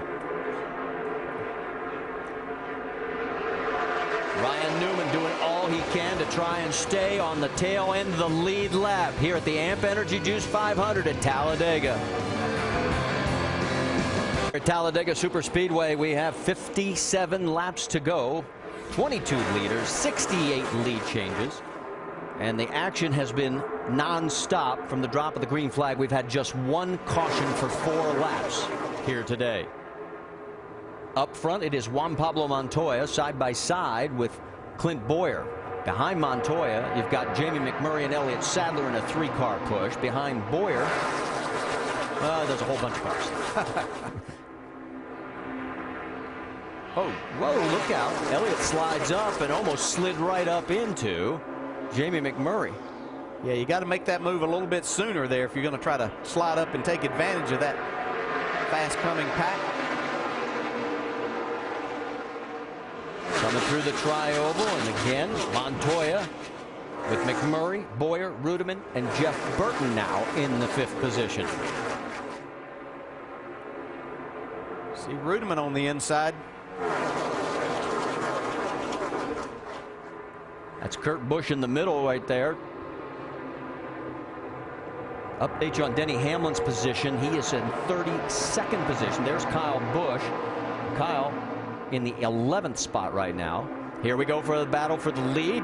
Looks like Jamie McMurray's got the help from Clint Boyer. Rudiman in 3rd.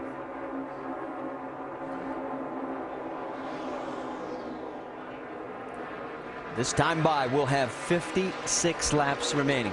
First off, DJ, when is it go time, as we always talk about in races, or is it totally different here? Yeah, you don't really have to start going until about 15 to go. You can see how quickly you can make your way from the back to the front, but you have to know what your car is capable of doing, so that will determine a little bit as to when you need to go, but 15 laps is plenty of time. What about the intensity factor? Everybody in the back of their minds thinking about, oh, okay, we haven't had the big one yet.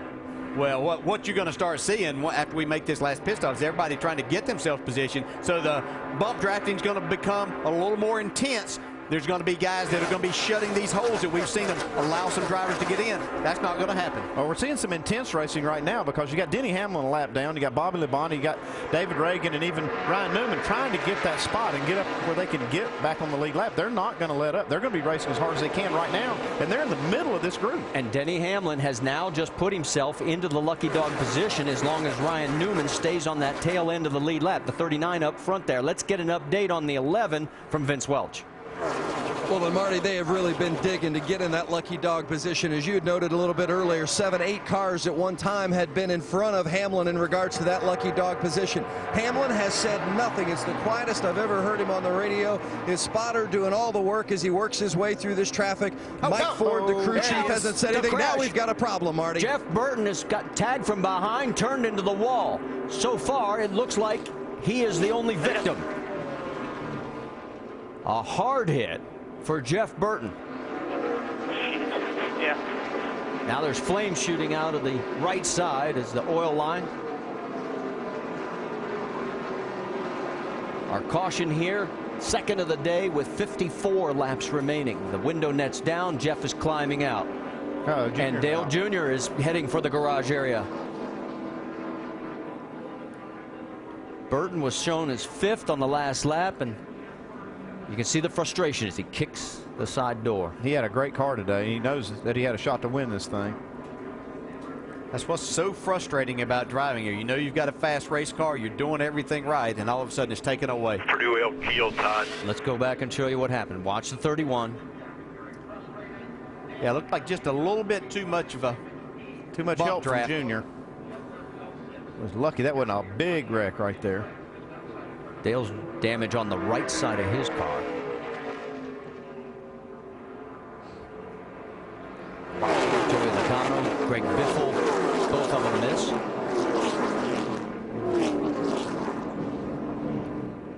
How about from Denny Hamlin's point of view? You can see right there, they're in the middle of the corner, and it doesn't take much. And Clear by one. that's what NASCAR's always tried to tell them. Caution will be coming out. This bump drafting in the corners is a bad idea. Well, here's the bad news for Denny Hamlin. As you get one more look at this, see where the 39 is of Ryan Newman? He had just been passed again, so he is in the lucky dog position and not Hamlin. You saw Harvick come across the apron really hard there. He may have gotten some damage. And you can see how frustrated Jeff is now.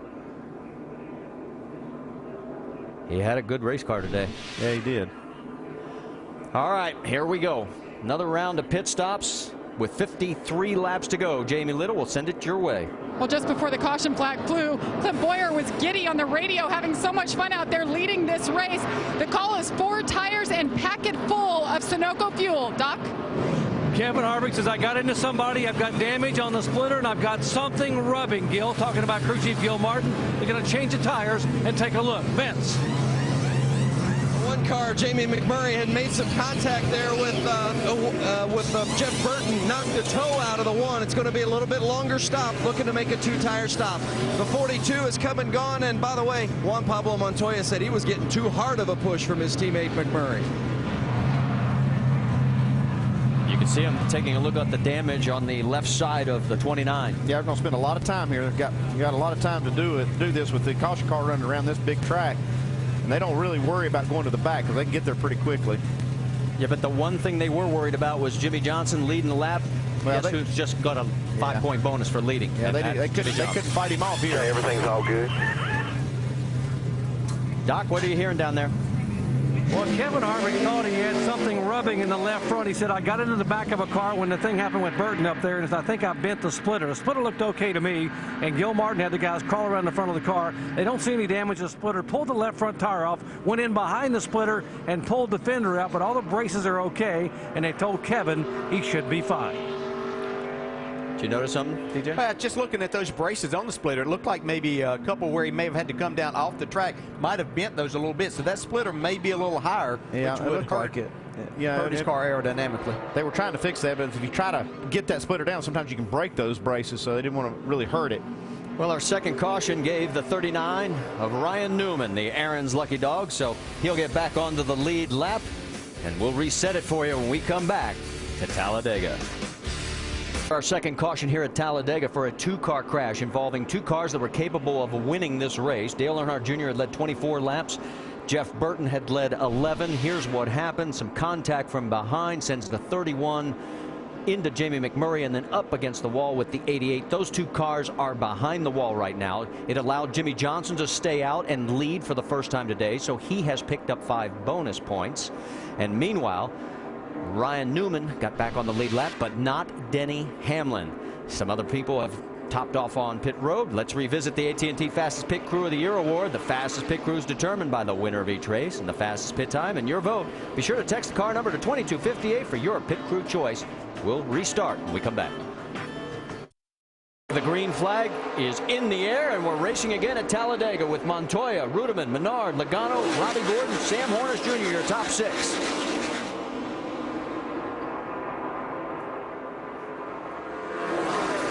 Laps of racing here at Talladega, and it looks just the same as it did when we started lap 1.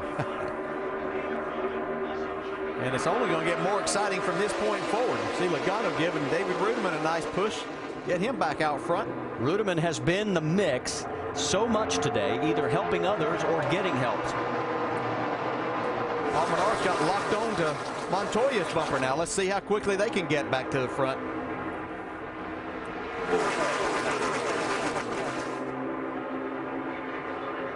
Three wide further back. Kyle Busch is in that mix, as is Mark Martin. He's in the middle.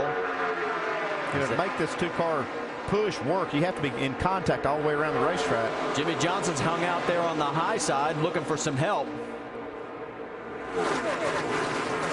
While all this is going on, let's get caught up with Dale Earnhardt Jr. He's back in the garage area. And he has been checked out at the medical center. He is okay. Jeff Burton's still back there being checked out. And Dale looked like he had a rocket ship. What happened out there? I got in the back of Burton and got him out of control. And I just, we've been pushing each other all day long and got into him the wrong way. I guess my car was kind of going up the track and then kind of pulled it back in his car around when we caught each other. And I seen him in the infield care center. He's all right. But had a real good car, awesome engine, and just kind of having fun out there running around, seeing what you can do, and got a little too excited, ended early. They're going to get him back out with a damaged race car, but it will not be nearly as much fun, he told me a moment ago, with the car that he's got to go back on the racetrack, guys. He led a race high 24 laps right now. He's one of our 24 different leaders. We've had 75 lead changes. Remember, the record is 88. Look out. 4 wide going around. Marcus Ambrose. 29. And Kevin Harvick is involved as well. So Harvick, who had been running up front all day to avoid this, now has damage to the front. It's too bad. Just put some tires on it. The 26 of Bill Elliott also involved. There's the damage to the nose. He says it's not too bad on the radio. It looks a little worse. Yeah, I think it's a little worse. Definitely worse than he thinks. Fine with flat tires. Like Denny it ain't like it's crinkled up. We'll be fine. According to scoring, Denny will be the beneficiary. 47 there in Smoney Mountain. I know both of them helping us all they can. We're being told that the 11 was involved in this. Don't know how much damage. We'll have to double check that with NASCAR. Well, the rule is that if he was involved in this accident, then he will not get the lucky dog. All right, let's see what we can find out. See Ambrose right here. They got actually 4 wide right here. See Kyle Busch going to the inside. Kind of squeezes into 33, gets into the back, and then the left rear quarter panel. There's Harvick getting involved. Gordon misses it. I don't see where the 11 was involved. Nope, didn't see it there. 4 wide right there, 4 wide. Come on, stay in it, stay in it. From Harvick's camera. Now Harvick's just going to be in a position here that he was not wanting to be. Yeah, you can see there's going to be a lot of damage on the front of Kevin Harvick's car. You feel like sometimes when you're sitting in there, there's not that much. It wasn't that hard. from Marcus He's Ambrose. going to go 3 wide middle, 4 wide. Yeah, Kyle's the one that kind of started that.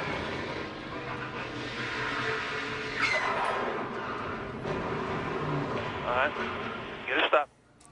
You can see Kyle Busch goes right down to the bottom. He's not doing anything wrong. It's just that the 42 really doesn't know that he needs to give Marcus Ambrose some more room. That's where things get started, and Clint Boyer couldn't stay off the rear bumper of Marcus Ambrose. See Jeff Gordon just sliding by. You see the 11 car right back in the back of that. I don't see him involved at all in this. Ah, there he is coming through. I don't know. Well, we'll wait for official word from NASCAR. Bill Elliott hit the wall hard down on the inside. All the way to the bottom. One's on your bumper. Trouble in front of you. Trouble in front of you. Stay on the track. Stay on the track. And we've just gotten official word from NASCAR. Yes, Denny Hamlin will get the lucky dog. He will be back on the lead lap. So the bad news for Harvick is good news for Denny Hamlin. Well, as we promised, this is far from over. Even though we have 47 laps to go, we'll sort it all out and start it over again when we come back. Back here at Talladega Superspeedway, our third caution of the day, and everybody taking advantage of this to load up on fuel, get some fresh tires, and especially with the possibility of a green-white checker. Let's send it to Jamie Little. Fourth straight Talladega race that Joey Logano has led. It was a splash and go. There are no tires. Fuel only for Regan Smith. Likewise, no tires, filling up with fuel, top it off, and he's away. Dave. 48 of Jimmy Johnson's going to come down pit road, and they are going to take on 4 tires and fill it full of fuel. That last run, they would have been 5 laps short, so this is a good idea for them. Vince? The 11 car of Denny Hamlin had an open box in front of him. They're going to make a 4-tire change and give it plenty of fuel. Hamlin got the lucky dog thanks to that yellow. He's back on the lead lap. It's been a tough go so far, but they were taking a big sigh of relief when they got that lucky dog on that yellow. You see the stop, had a little bit of problem there on the right rear, pulling out the flare, and there goes the 11 of Denny Hamlin. A big fuel spill down here. And a little body work going on the 48. They got a tap in one of those crashes. A view from right on the camera that's out the back. Chad in a very familiar position, overseeing everything that goes on the 48 of Jimmy Johnson. Well, it has been one of those days at Talladega. For some, it's been exciting, and others, yeah, not so good. For the 31 of Jeff Burton and Dale Earnhardt Jr., they're out of it right now. The reason for our latest caution, Marcus Ambrose with damage to chase contender Kevin Harvick. And right now, as we get ready to go back to green flag racing, got to do a couple of things. One, there was 8 wave arounds on the caution prior. That's what allowed Denny Hamlin to get into the lucky dog position. He is now back on the lead lap. 3 this time. And right now, let's talk about Joey Logano, because he's up front, but you don't like what you see on that right front. No, they didn't change tires here, and he locked that up for quite a while. It could be flat spotted there, possibly blow out a tire. Then Denny Hamlin, he has plenty of fuel, but then watch what happens. Everybody took a bath. And now, 3 more wave arounds this time. Nemechek, McDowell, McCumbee, a total of 33 on the lead lap. And Tony Stewart is in the lucky dog position, just 1 lap down. Remember when he was 2 laps down? Here we go, green flag 5s. It's Logano, Kurt, and Kyle Busch, Truex, Menard, Montoya.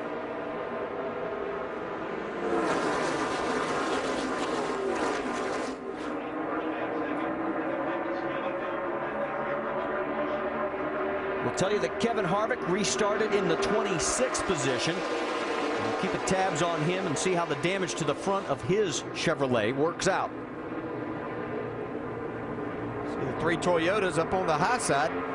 The 2 Gibbs cars stretch it out a little bit on this restart. You're wondering where Jimmy Johnson is right now? He is running in 26th position. He and Denny Hamlin are side by side. 4 wide through the tri-oval. Back down to 3 wide. 24 different leaders now as Joey Logano's got his name in the book. 77 lead changes. The record is 88. And we still have 42 laps remaining. 3 wide again. Yeah, 42 laps of hard racing now. These guys have been patient really as long as they want to today. Montoya giving Truex a push on the high side. Logano looking for help from his teammate, from Kyle Busch, but they're not close enough. In fact, Kyle's getting a push more from Jeff Gordon. Gordon has finally moved himself into the front mix. He had been laying back most of the race. Down low, you see Kurt Busch with Paul Menard right behind him.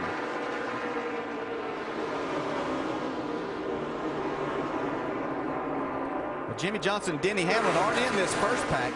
They're back in this next little group that you'd see coming. They're really nose to tail, just hanging out, waiting a little bit longer before they decide to make their move. They're thinking that something big's still to happen. Oh yeah, there's a lot, and there's no reason to wait back there all day and try to go now, because you're just going to possibly get yourself into something else. So you might as well wait a little bit longer. You've been patient this long, you can hang out a little longer. We can tell you Kevin Harvick is running 18th right now. Johnson 29th, Hamlin 30th. See, Jamie McMurray getting ready to get lapped right here also. He's got quite a bit of damage from that previous, actually 2 cautions ago. Comes Kurt Busch. And while all this goes on, let's bring in the pit studio guys. You got some observations down there? Marty, down here with Rusty, Brad, and Ray. We've had 3 cautions, but everything's been relatively minor. All due respect to Jeff Burton, but we haven't had the big wreck yet. If you're inside these race cars, for those of you that have been there, if you're up on these pit boxes, are you getting more and more and more tense as we go? I just personally feel the intensity building. I mean, I think these guys feel like they're running out of time. Take a look at a guy like Kevin Harvick, who's got a lot of damage on his car right now. He's like, man, I got to get back in the game. I got myself in a wreck. I got myself too far back here. If I was him, I'd be up in the wheel pretty hard. And right now he's in the 13th position. And the car looks like it's running good. Last time by at the same speed as the leader, but what about Jimmy Johnson and Jeff Gordon? These guys are hanging out in the back. They don't know what's going to happen yet. They're trying to think, Ray, when's the best time to go? I can feel these guys getting impatient also. Well, I was listening to Dale Jarrett before, and nobody knows better than the driver. You and he, Rusty, as the race goes on, you're going to be less and less willing to give the guy in front of you a shot as it slides back, and the guys are going to be less and less patient. I don't know if there is a safe place to sit right now, because it seems like you could be in the back minding your own business and still get some damage on your race car. Yeah, I just think, and for the guys who are in the chase, they're going to have to deal, obviously, with some very strong non-chase race cars as we close in on 38 laps to go. Martin Truex, very strong. Juan Montoya has been strong, qualified on the pole. And Joey Logano. They're going to have to deal with these guys, so it's going to be interesting to see how this all washes out. Brad, one of my big questions, guys, when is go time? When is it time to really stand on it? Well, that's right now for Kevin Harvick. And stay up there. Hooked up in that 2-car draft. Andy, I'm wondering, as much as they've had to tape up the nose on that 29 to Band-Aid it, if he's going to be able to stay tucked in that 2-car push with Clint Boyer and try and make a run later. Well, I think they've got the opening big enough. They were working on that in the pits, but what you worry about is the ductwork being bent behind that. They didn't really get a good look at that, so he may end up having some overheating issues. But man, this car's still running great after having a lot of damage. He's up to 10th right now. And remember one thing, go back to April 2003. Dale Earnhardt Jr. won this race with a damaged race car.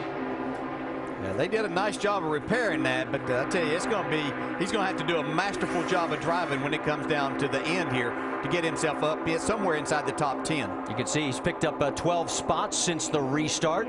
Meanwhile, up front, it is Martin Truex Jr. with Juan Pablo Montoya, Joey Logano, Kurt Busch, and Matt Kenseth. That's right, Kenseth stayed out, got the wave around, got back on that lead lap, and here he is. As we've got a quick moment, we've caught up with Jeff Burton. Jamie Little has him.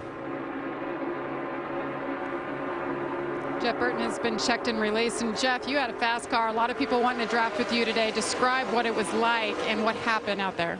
Yeah, we were really fast. We had it worked out where we could push real well, and so a lot of people wanted to get pushed. But that's kind of how our year's gone. I had fast race cars and just can't seem to finish it all. When you push like that, that's bound to happen, and just stuff happens.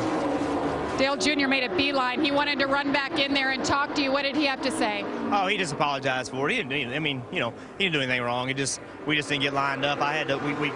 It got a little hectic getting into 3, and I think I moved a little bit more than he thought I was going to move, and we just didn't get lined up right. But it won't be the last time it happens today. It might be one of the first, but it won't be the last.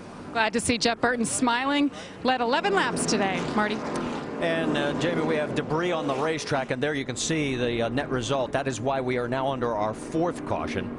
And that's why we didn't interrupt, because we knew it wasn't anything serious as far as anybody getting into the wall or anything. So good to hear from Jeff, and he's managed to keep his spirits up despite the disappointment. All right, let's go back and we'll see exactly what happened. Yeah, it looks like Marcus Ambrose has been running around out there with that damage. I think that's who that was. Came off of. We saw a bunch of stuff taped on a bunch of cars there, and that's what happens late in this race when you have a few of these wrecks. All this stuff starts falling off. Well, there goes Marcus. It must not have been him. Well, A.J. Allmendinger will get the lucky dog. That'll give us 33 cars back on the lead lap. And now I guess my question to you guys is, you have 36 laps to go. What do you want to do, crew chief? Well, as long as I can make it on fuel, I'll just stay out. You know, the guys that are trying to run the back, they'll probably make a pit stop anyway. So yeah, this is not a critical decision right here. No, I think Johnson and Hamlin come get 4 tires and make sure they got plenty of fuel in case this comes down to green-white checkers. They can stay out there and get track position then. We'll find out what the call will be when pit road is open. As we said, just our 4th caution today. We've only had 13 laps so far under caution, and we have 36 remaining. A total of 9 chase contenders have led this race today among the 24 different leaders that we've had, and we've had a total of 78 lead changes. I'm amazed at this guy right here, though. This is. I mean, Harvick is up to the 6th position with all that damage. And we talk about so much with the crew chiefs yesterday that you basically have your race car, whatever it is, when you come, that's it. And let's send it down to Jamie with the 18. And the 18 was debating whether or not to take 2 or 4. The right side, you see him rolling the tires from the wall. It is going to be 4 tires for Kyle Busch, Dave. Jimmie Johnson wants to come back down for 4 tires and a load of Sunoco fuel. They're talking about maybe working a little bit more on that right rear, fixing that damage back there as well. The 11 car of Denny Hamlin did not take tires. They just took fuel and also 1 round out of the right rear. That may be one of the few wedge adjustments we've heard about today. Yeah, usually it's not a handling racetrack, so they don't make a lot of chassis adjustments here. All right, so Kevin Harvick stays out. Is that a good or a bad decision? Because the other 2 in the top 3 contending places for the chase both came in. We'll discuss that topic when we come back with 35 laps to go here at Talladega. 4th caution gives us time to tell you about the NHRA Las Vegas Nationals tonight at 9 Eastern on ESPN. And then NASCAR Now, the post-race edition tonight on ESPN2 at 11:30 Eastern. The Roundtable tomorrow at 5 Eastern on ESPN2. And the NASCAR Nationwide Series back in action. Texas, noon Eastern Saturday on ESPN2. And then Sprint Cup Series presented by GoDaddy.com next Sunday on ESPN at 3 o'clock Eastern Time. All right, so you're on board with Denny Hamlin. He pitted, as did Jimmie Johnson, but the 29 of Kevin Harvick did not. Yeah, I think that's a mistake because they've got all that damage in the front, and we saw some of that stuff fly off of another car a while ago. That's what brought this caution out, and this was an opportunity they could have used to come down pit road to fix that car. Doc, why didn't they come down? Well, Andy, it's a scenario you've seen time and again as a crew chief. Now, Gil Martin wanted him to bring the car in. They wanted to come in and work on the car, like you said, because the car is good, but not good enough by itself. And Kevin wanted to stay on the racetrack and stay near the front. I think there'll be more caution flags, but maybe they'll get him on pit road later. But for now, he sits 6th. We go back to green flag racing as you finish up, Doc, with Truex, Montoya, Logano, Kurt Busch, Harvick, Kenseth, all up front.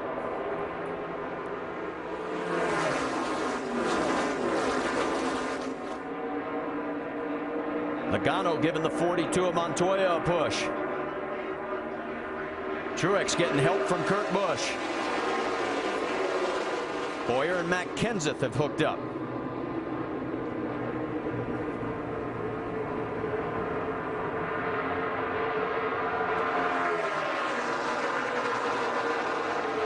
Look at Kenseth. There they go. Remember, Kenseth was allowed. Look out. That cut it close. Bowyer. Yeah, that was too close right there when Bowyer sliding up in front of those guys. Yeah, he was fortunate. I think Montoya gave him a break, and Logano didn't get in the back of Montoya. Okay, so we're all breathing again, and this time there'll be 32 laps to go. That's a couple tight spots we've seen Bowyer in, sliding up in front of the leaders. He'll find out that those guys won't be quite so courteous here in just a few more laps. 3 wide. That's Denny right there in the middle of it with Kyle Busch. They have finally hooked up, the 2 teammates. You see those cowl flaps up there at the base of the windshield. When these cars get really close together, it changes that pressure under the hood. You see them flapping. No big deal. David Reagan in the 6. He jumped out trying to get these guys to help push him. Goes back on the lead lap, but they've got better ideas. They want to go straight to the front.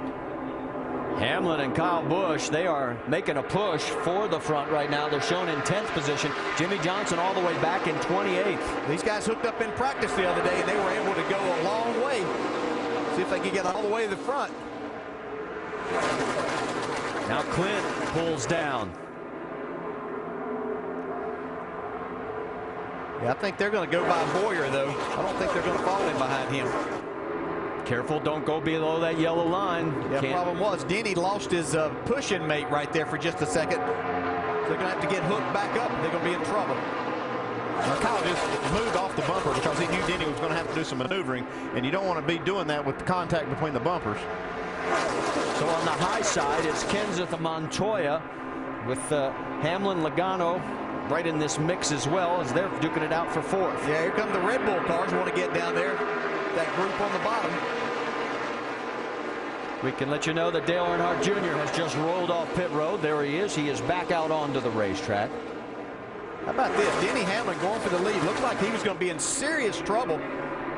His championship hopes are going to be dashed. He was a lap down and nobody really helping him. Now he's got his teammate pushing him right to the front. And right now, we have 24 different leaders and 79 lead changes. And these two are trying to check out. We've seen this happen several times today. Well, they have checked out now from this lead pack. And look at the difference, the swing. Remember what we showed you a while back? Just how fast your fortunes can change right now with Jimmy running in 27th position. Hamlin would like the checker flag right now. Yeah, you keep those numbers in your mind, but obviously things are going to change here before we get to the end of this race. 29 to go. Kyle needs to let his engine breathe. Denny will tuck in right behind him. And here they go, trying to pick right up. The 48 has found the 24 as those two have finally gotten together, and they have been talking to each other about helping each other. What's the latest, Dave?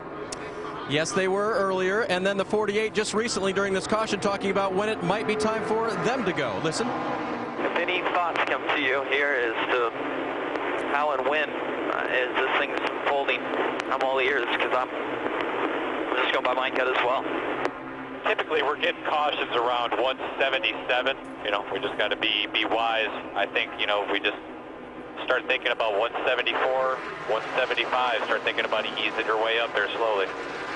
That's about 15 laps from now, and as you noted, Marty, the 24 is back there with him. He's got teammate help. Well, and Chad is remembering history. The big one on lap 175 or later in each of the last 5 races here at Talladega. Well, it's just the chances are so much greater when you get into that part of the race with 10 or 15 laps to go that everybody's pushing and shoving, and it's just almost impossible not to have one. You see only 3 cars. Now 2 cars are on that inside line, and we've sort of gotten back to single file right now with Kyle Busch running up front, Denny Hamlin second, Kenseth third, Montoya, Logano rounding out your top 5. Yeah, but I like those guys' idea of that strategy of wait until somewhere inside of 15 to go. You've got plenty of time. We've seen how quickly 2 cars get hooked up together. I wasn't sure that Jeff Gordon and Jimmy Johnson were going to be on the same page of helping each other, but it looks like maybe they're ready to do that when the time comes. They're running 27 to 28th right now. 4 seconds behind the race lead. 27 to go. It is not over yet at Talladega. With us, this has been going fast and furious here lately. Just like April, where we set records 29 and 88 all-time marks. We're at 24 and 81 right now. Kyle Busch is out in front of Denny Hamlin, with Matt Kenseth, Juan Pablo Montoya, and Joey Logano rounding out your top 5. We have a total of 33 cars on the lead lap. First car 1 lap down is Tony Stewart. At one point he was 2 down and all but out of this race. Now the 1 car of Jamie McMurray is on pit road, damage on the right side, and we can show you what happened. It happened during the break. He was involved in an earlier caution with Jeff Burton where Burton got into the right front of his car. And then here, after they've been on pit road and fixing it, looks like he may have gotten the right front flat, went up there and pounded the wall. Yeah, and the second hit was after the safer barrier. So no give there, and so that's why they are on pit road. So a tough day for Jamie McMurray as Kyle Busch leads another lap. Looks like they're content to let those Gibbs cars right up front right now. Well, I think everybody's kind of regrouping here, kind of catching a breath and saying, we know this is going to get crazy here before long, so let's let it go as far as we possibly can here single file, and they'll all get their nerve and get ready to go again. Jamie McMurray is pulling back out onto the racetrack. We can tell you the 81 lead changes, now officially the second most in NASCAR series history. As this train of cars continues to roll on, not a lot of bump drafting at this stage. Although there, did you catch a glimpse down low, the 24 and the 48, or is that the 16? 16, yeah. Greg Biffle. I was expecting to see the 48. And whoa, Martin comes down. A little late. Look out. A little late. And that's going to cost Mark a few spots because now he's hung out. What did I do wrong? Yeah, right idea, just wrong time. Well, if Gordon was going to help Jimmy Johnson, something got mixed up in the communications because Johnson's still back in 26th. Yeah, but look at him go. Jeff is flying. He's now 16th and climbing. You can see Biffle's gotten off of him there for just a minute, though. That's going to hurt him. It looked like a little debris flying back there. It may have just been tape off of somebody like Kevin Harvick's car. See Bobby Labonte in that group right there. He's on the lead lap. Joe Nemechek, too. Bobby shown in 21st position. Nemechek in 18th. A little further back, top of your screen, there is the Lowe's 48, a side-by-side with Mark Martin. Meanwhile, up front, you've got Kyle Busch, Denny Hamlin, and Matt Kenseth. Let's go back a little bit further, check in on Kevin Harvick. He's in the 9th position right now, and there's a good view of his nose. And actually looks better than I thought it would look at this point. I think he's actually lost a little bit of the tape that was on the front of that. Doc, what's the latest you're hearing down on pit road?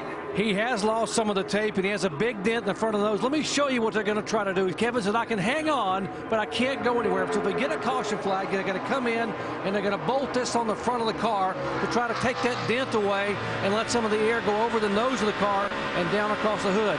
They think that will allow Kevin to pull out and maybe make a move. Right now, he's just hanging on for all he can to stay in position. So he's hanging right now, as we said, in the 9th position. This time by now, we'll have 19 laps to go here at Talladega. Yeah, his problem's going to come when we get inside of 10 laps and everybody starts hitting that go button. See, he's not going to be able to get out and go. He's going to have to find somebody to try to push him. Well, but there's one thing you got to remember. The last green flag stretch at Talladega in the last 14 races, 9 laps or less. So you've got a good odds-on bet. You're going to get at least one more caution. Oh, I don't think there's any doubt about that here. This is just kind of like the calm before the storm, boys. Everybody's been wondering if and when we are going to have the big one. It looked like it was going to be when Jeff Burton and Dale Earnhardt Jr. got into the wall, but it was only those two at that time. As you can see right now, everybody pretty much in line with Kyle Busch leading the way. Kyle has now led a total of 14 laps. The most laps led by any one driver today is Dale Earnhardt Jr. He's led 24 laps out of the 170 that we've run. A little bit further back, about 6th and 7th spot. Martin Truex Jr. and Kurt Busch are in line. Let's get an update on those two from Dave Burns. Kurt Busch rides in 7th with an undamaged race car. He said after final practice yesterday, the 2-car draft, so dangerous, yet so potent. And the 56 car right in front of him, Martin Truex Jr., that's the guy that he thinks he can go to the front with. They've talked about it. That's the plan. They're not there yet, though. Kurt tucked up right underneath him right now. Meanwhile, here we come by the tri-oval again. Over the stripe, Kyle Busch will now lead another lap. And with 17 to go, everybody starts to wonder, including all of us, when is go time? Yeah, it's going to depend on who decides to pull out here. And as we look back there at Kevin Harvick, right behind him is Elliott Sadler. They're good friends. Elliott drives some nationwide races for him, looking to drive for him next year. So Harvick's probably got a pretty good pusher there if it comes down to it. But Harvick said that he can't really go by himself or even out there. Let's get an update from Doc.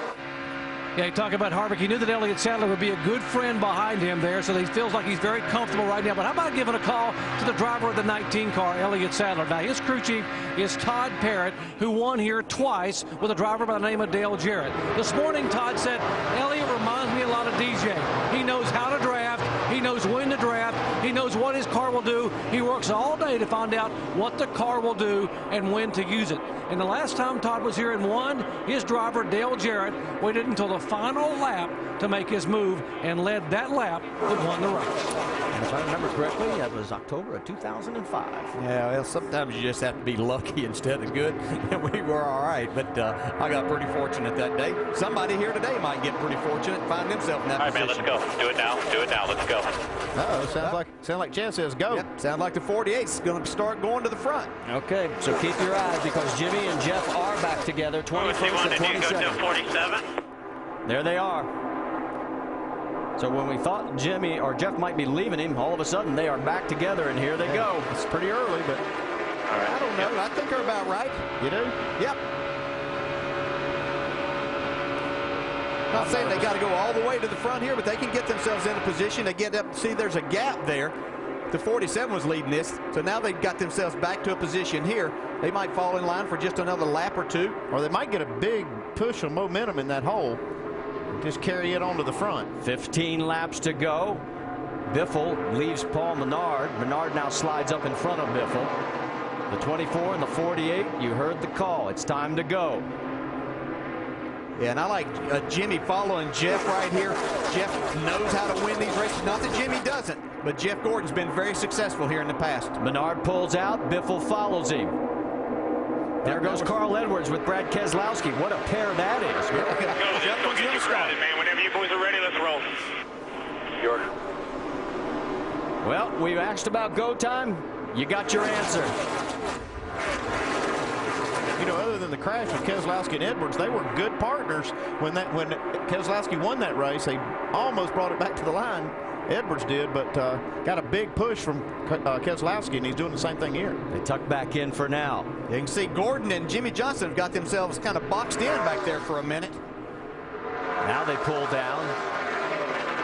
Still have plenty of time to get there, though. That's Sam Hornish right in front of the two of them. See, Jimmy jumps back up in line, leaves Jeff's hanging down there with the 77, Sam Hornish. Look out, Marcus Ambrose. Awfully close to the 48. We're going to get a good push from Brad Keselowski right here. Yeah, Keselowski and Edwards got separated. Yeah, I think he's going to let Jeff Gordon back in there if he wants that spot. Now's the time to jump down there on Gordon's bumper. And here he goes. And there goes Jimmy. Meanwhile, let's check in back up front because look who's pushed their way up there. Paul Menard and Greg Biffle. Yeah, Menard's going for the lead right here. Yeah, Biffle's really pushing hard. I don't know how long, much longer he can do this. They've been hooked up almost 3 laps now. There's Denny Hamlin side by side. He's lost the 18, though. Yeah, Hamlin's in trouble right now. He's going to have to slide up in front, see if Logano lets him in that hole. Joey does let him in. We're going to have our 25th different leader this time by on the right side. Jimmy and Jeff have gotten back together. 80-second lead change. 12 laps remaining, and all of us are basically holding our breath. Here they come, 24 and 48 on the bottom. Pushing hard. Jeff Gordon to the lead.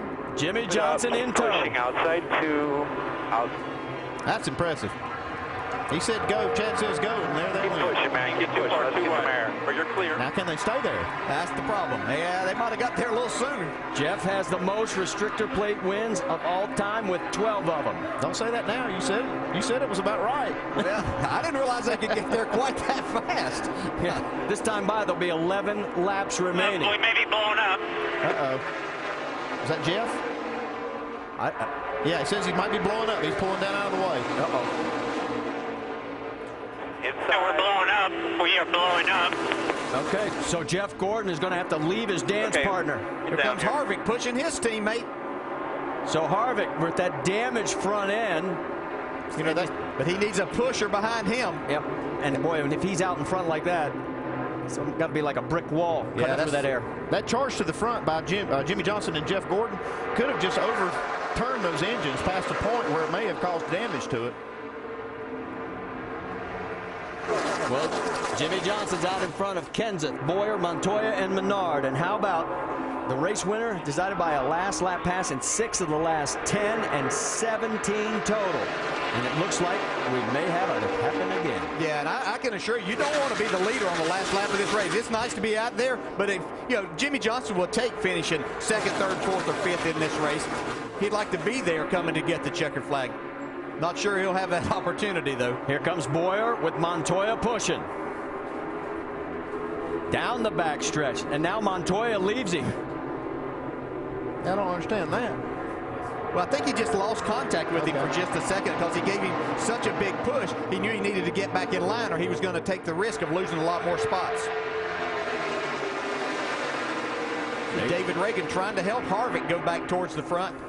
I don't know if Harvick's got just enough car to be able to do that. He's doing a fantastic job with what he's got. All right, as we get ready here, this time by 9 laps remaining, how many real friends does Jimmy Johnson have out there? Oh, 0. Yeah, he lost his main man. That was Jeff Gordon right there.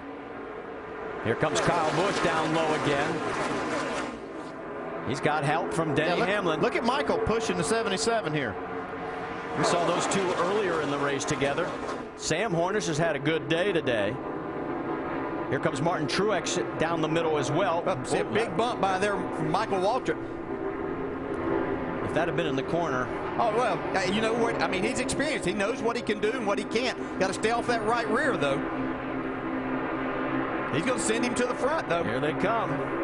Sam with the 55 in tow. Jimmy Johnson giving Boyer a push on the high side. Yeah, Jimmy's going to have to be really careful here, though. It's easy to run your car hot up there in the front, too. This time by 8 laps remaining here at Talladega.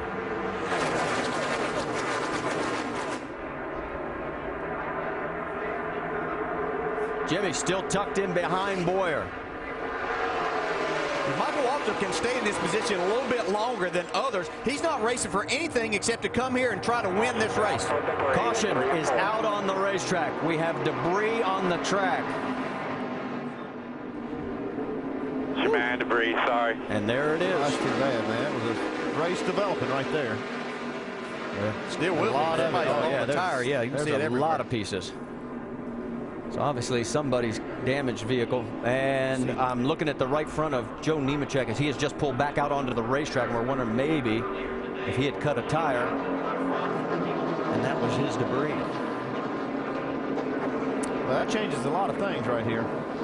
Joe just got back out in time. He is going to stay on the lead lap, 32 cars, and guess who's going to get the lucky dog? Not Tony Stewart. Tony Stewart. 2 laps down all day long. He has not been a factor in this race, and now all of a sudden he's going to get one more shot. Yeah, he'll come get tires for sure. Andy, I was going to ask you, how far back is it going to be before they start hitting pit road? Well, that'll be, your tires aren't going to help you much here, and really if you feel like you're in a pretty good spot, I'd stay out there. And if you have the people around you that you want to be pushing you or you want to draft with. Yeah, you'd say that, but as a driver, I know that if you more grip that you have, the more moves you can make. On worn tires, you just can't push and get pushed as hard as you can with those fresh tires. Question. We went 32 extra miles beyond scheduled distance back in April. Does everybody need fuel? Is there enough in that tank if we have to go 3 green, white checkers? Well, at this point, you see that there's very few laps left. There's a good chance we'll go over a 1 green, white checker here. Yeah, I'm pretty sure that we're going to see Kyle Busch and Denny Hamlin, who are 17th and 18th, are going to be pitting. I don't think, Jimmy Johnson's going to stay out, as we just heard. I think the guys up in the top maybe 8, 9 positions, maybe even back to 10th or 11th, they may stay. But when you get back further than that, might as well come get some tires. You can make that much up. We saw how quickly the 24 and 48 came to the front. Actually, even a load of fuel here can help you by lowering that rear spoiler a little bit, so wouldn't hurt you to have a full tank of gas.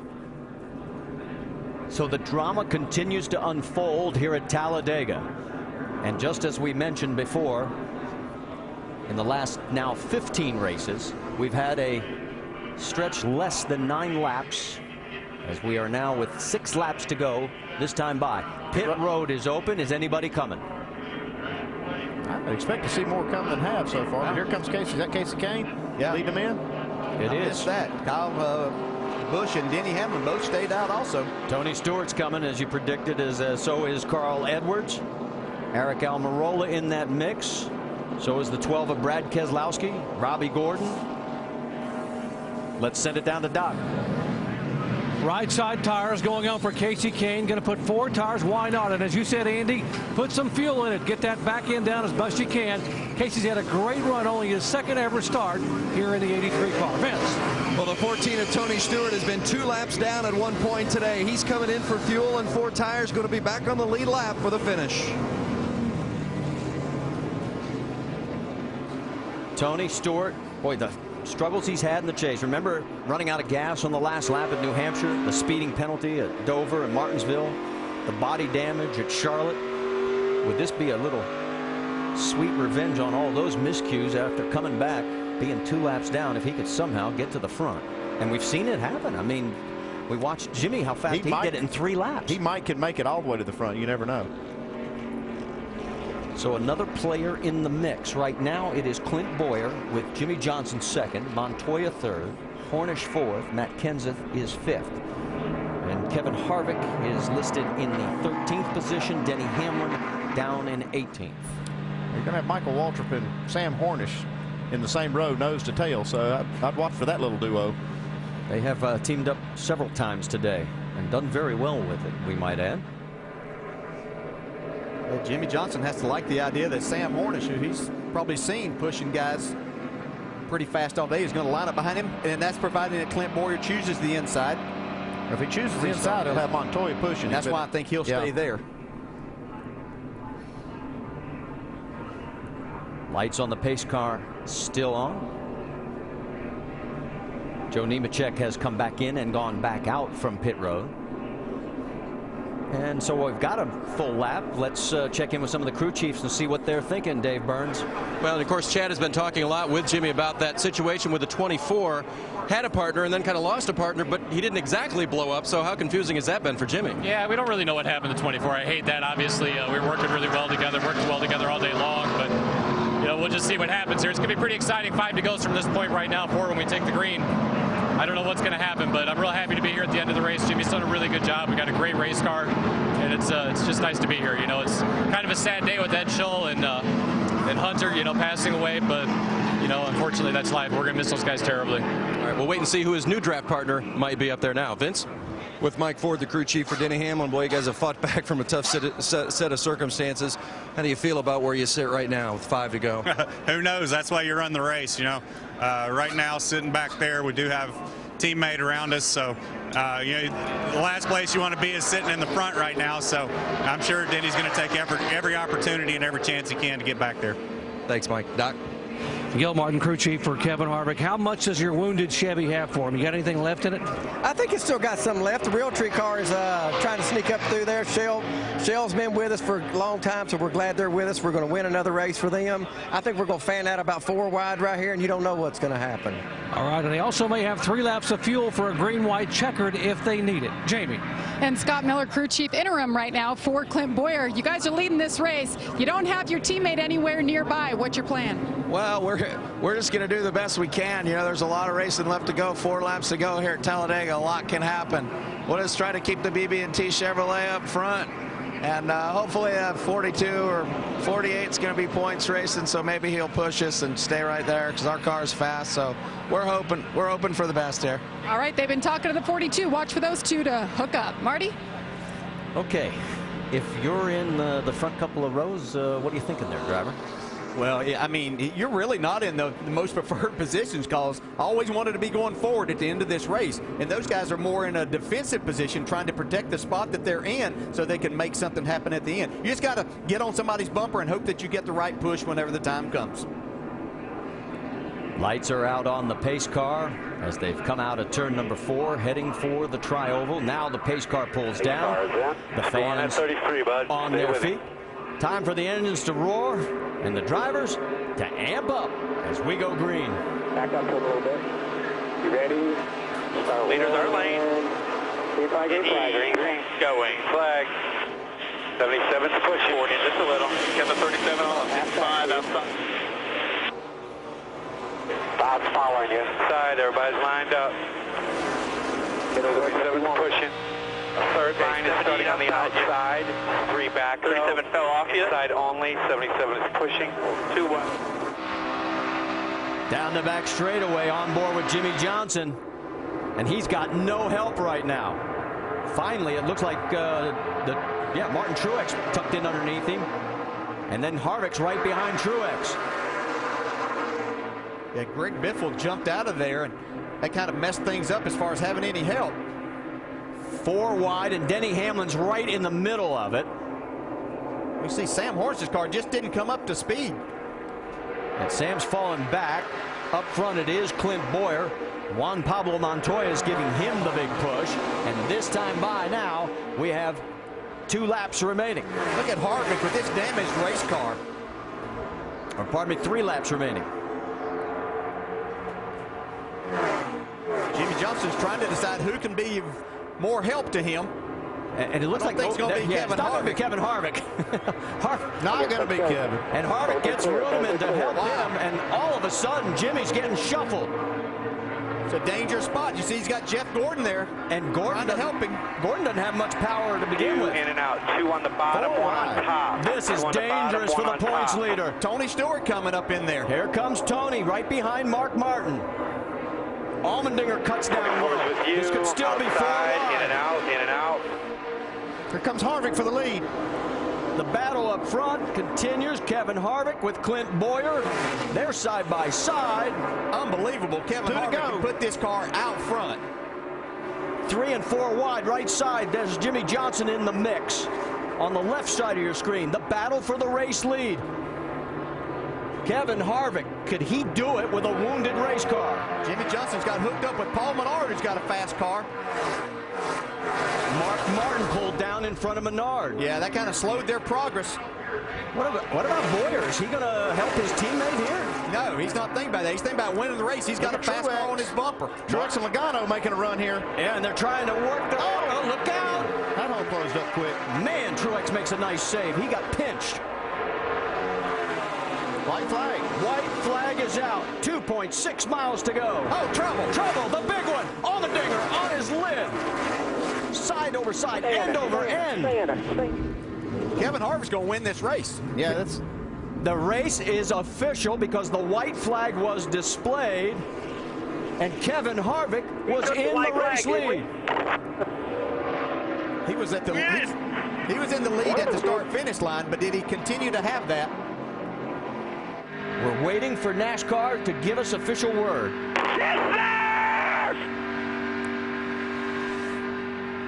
They're looking at the camera results and also the timing lines. And it's good to see A.J. Allmendinger getting out of that damaged 43. Here they come around the track under the caution. Well, Richard Childress is going to victory lane. Don't know which car is going to be there. The checkered flag is displayed, and I guess the biggest question in our minds right now is it going to be Clint Boyer or is it Kevin Harvick? They gave you the checker, didn't they? I don't know yet. It's a checker. They ain't said nothing. The teams are as confused as everybody else. Well, it's not necessarily confused. They just don't know because checking on the video here. They'll have to determine. Checking it on the video. One of us wanted. Either the 33 or the 29 is going to win this, so Richard Childress can be happy. Right now we show Denny Hamlin in 7th and Jimmy Johnson in 8th. Now that is all unofficial. But if this stands with Harvick winning, the top 3 will be separated by 19 points. See a lot of cars with damage here. The 83, the 82, and the 2. We were ahead of them the whole 14 straightaway. I think he just said 33-29. Still not official. I don't know what he said.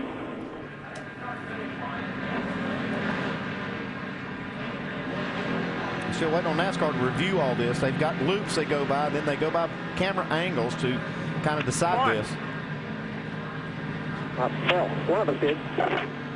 When the caution flag flies, it puts a timestamp on every camera and all the loops, so they're reviewing all that data. We had him by just a little bit.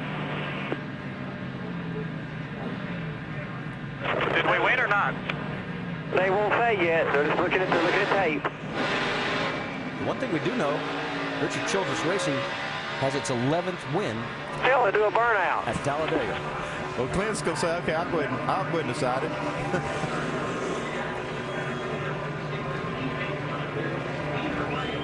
pretty sure he won. Kevin said, I'll wait and see. Kevin put the window net down. He's waiting for the official word just like the rest of us. I think Clint's trying to help make their decision. Yeah, I think he's trying to. It's right here in front of the NASCAR people. Here comes Clint. And the two of them shake hands as best they can with the proximity of the cockpit. Yeah, I don't know if Kevin Harvick's going to win or going to finish second, but that's an incredible job with a torn-up race car to get himself in that position. And he can thank David Rudiman for helping push him to first or second, whichever it was. Well, Rudiman all day was helping a lot of people, and he did have a great car. And he will get a big thank you from Kevin Harvick. And what amazes me... Stop right here and wait. What amazes me is we talk about right here. how we need aerodynamics right at this track, and then there's Harvick proving us wrong. Right here, man. We don't know yet. They're doing everything. We're looking over at the NASCAR officials, and they are still examining the scoring rules. 33. The official word is it is the 33 of Clint Boyer. So Boyer will finish first. Kevin Harvick will be second.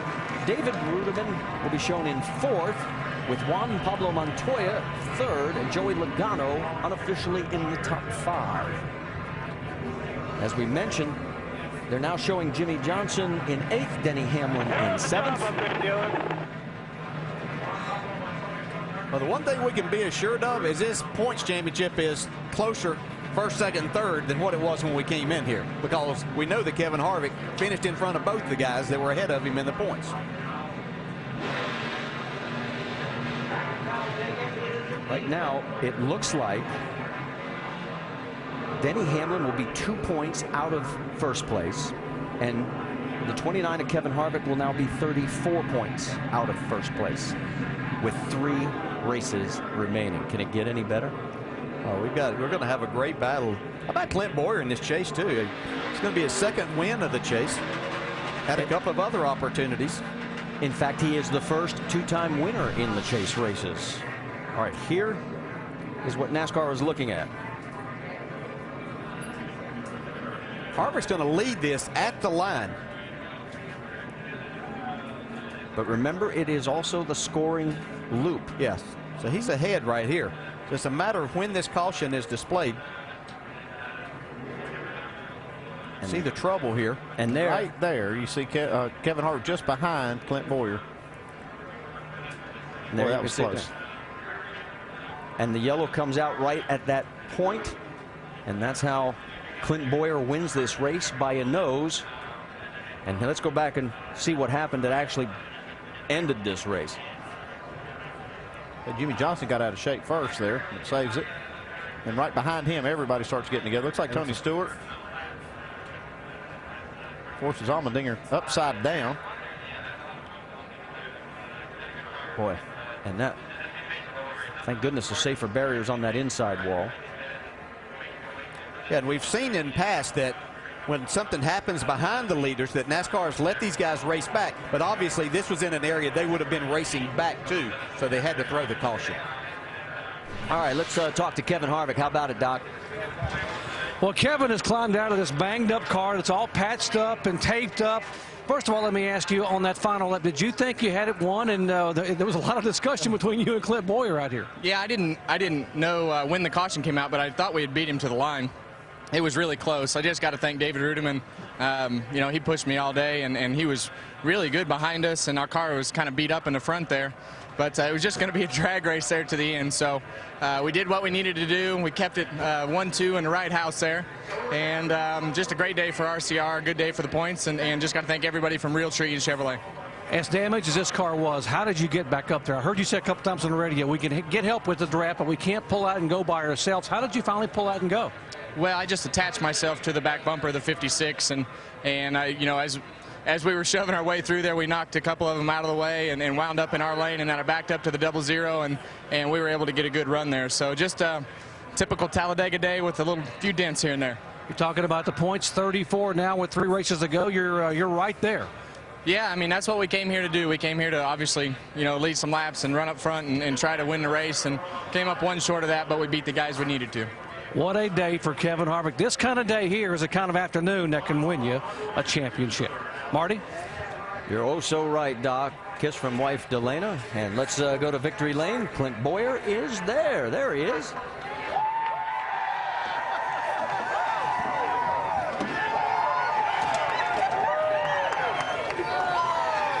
And we have Gatorade flying, being thrown. Clint Boyer, first ever restrictor plate race win. Clint, what was it like that last lap, the back and the forth, to not knowing, to having your teammate there? I see tears in your eyes. Yeah, that's the burns. Just unbelievable day. You know, I want to thank ECR, all you guys back at the engine shop. You're back on top. I'm so proud of you guys. That was an ECR win right there. Kevin coming on the outside, Juan pushing me. I want to thank Juan. I couldn't have done it without him. But just the BB&T Chevrolet was strong all day long. Cheerios, Hamburger Helper, Hartford, everybody involved with this thing. Just so happy with everybody. And have second come home second. It was awesome. I want to thank Sprint and all you fans out there. Hell yeah! Glenn, we kept talking about Kevin Harvick and all the damage on his car. You actually had a hole in the front of your car, and they had to spend some extra time and patch it up. How did that change? Well, you know, I just wanted to, I got into that 47 that was tight back there, and I turned him around and then caught up my teammate. I was sick about it. I didn't know how bad it tore his car up, but as soon as I saw him coming on the outside again, I helped him push back up through there. And just very strong cars, guys in a fab shop, and especially those boys in ECR engine shop. Thank you, guys. What does it feel like? You won at Talladega, Clint. Feels awesome.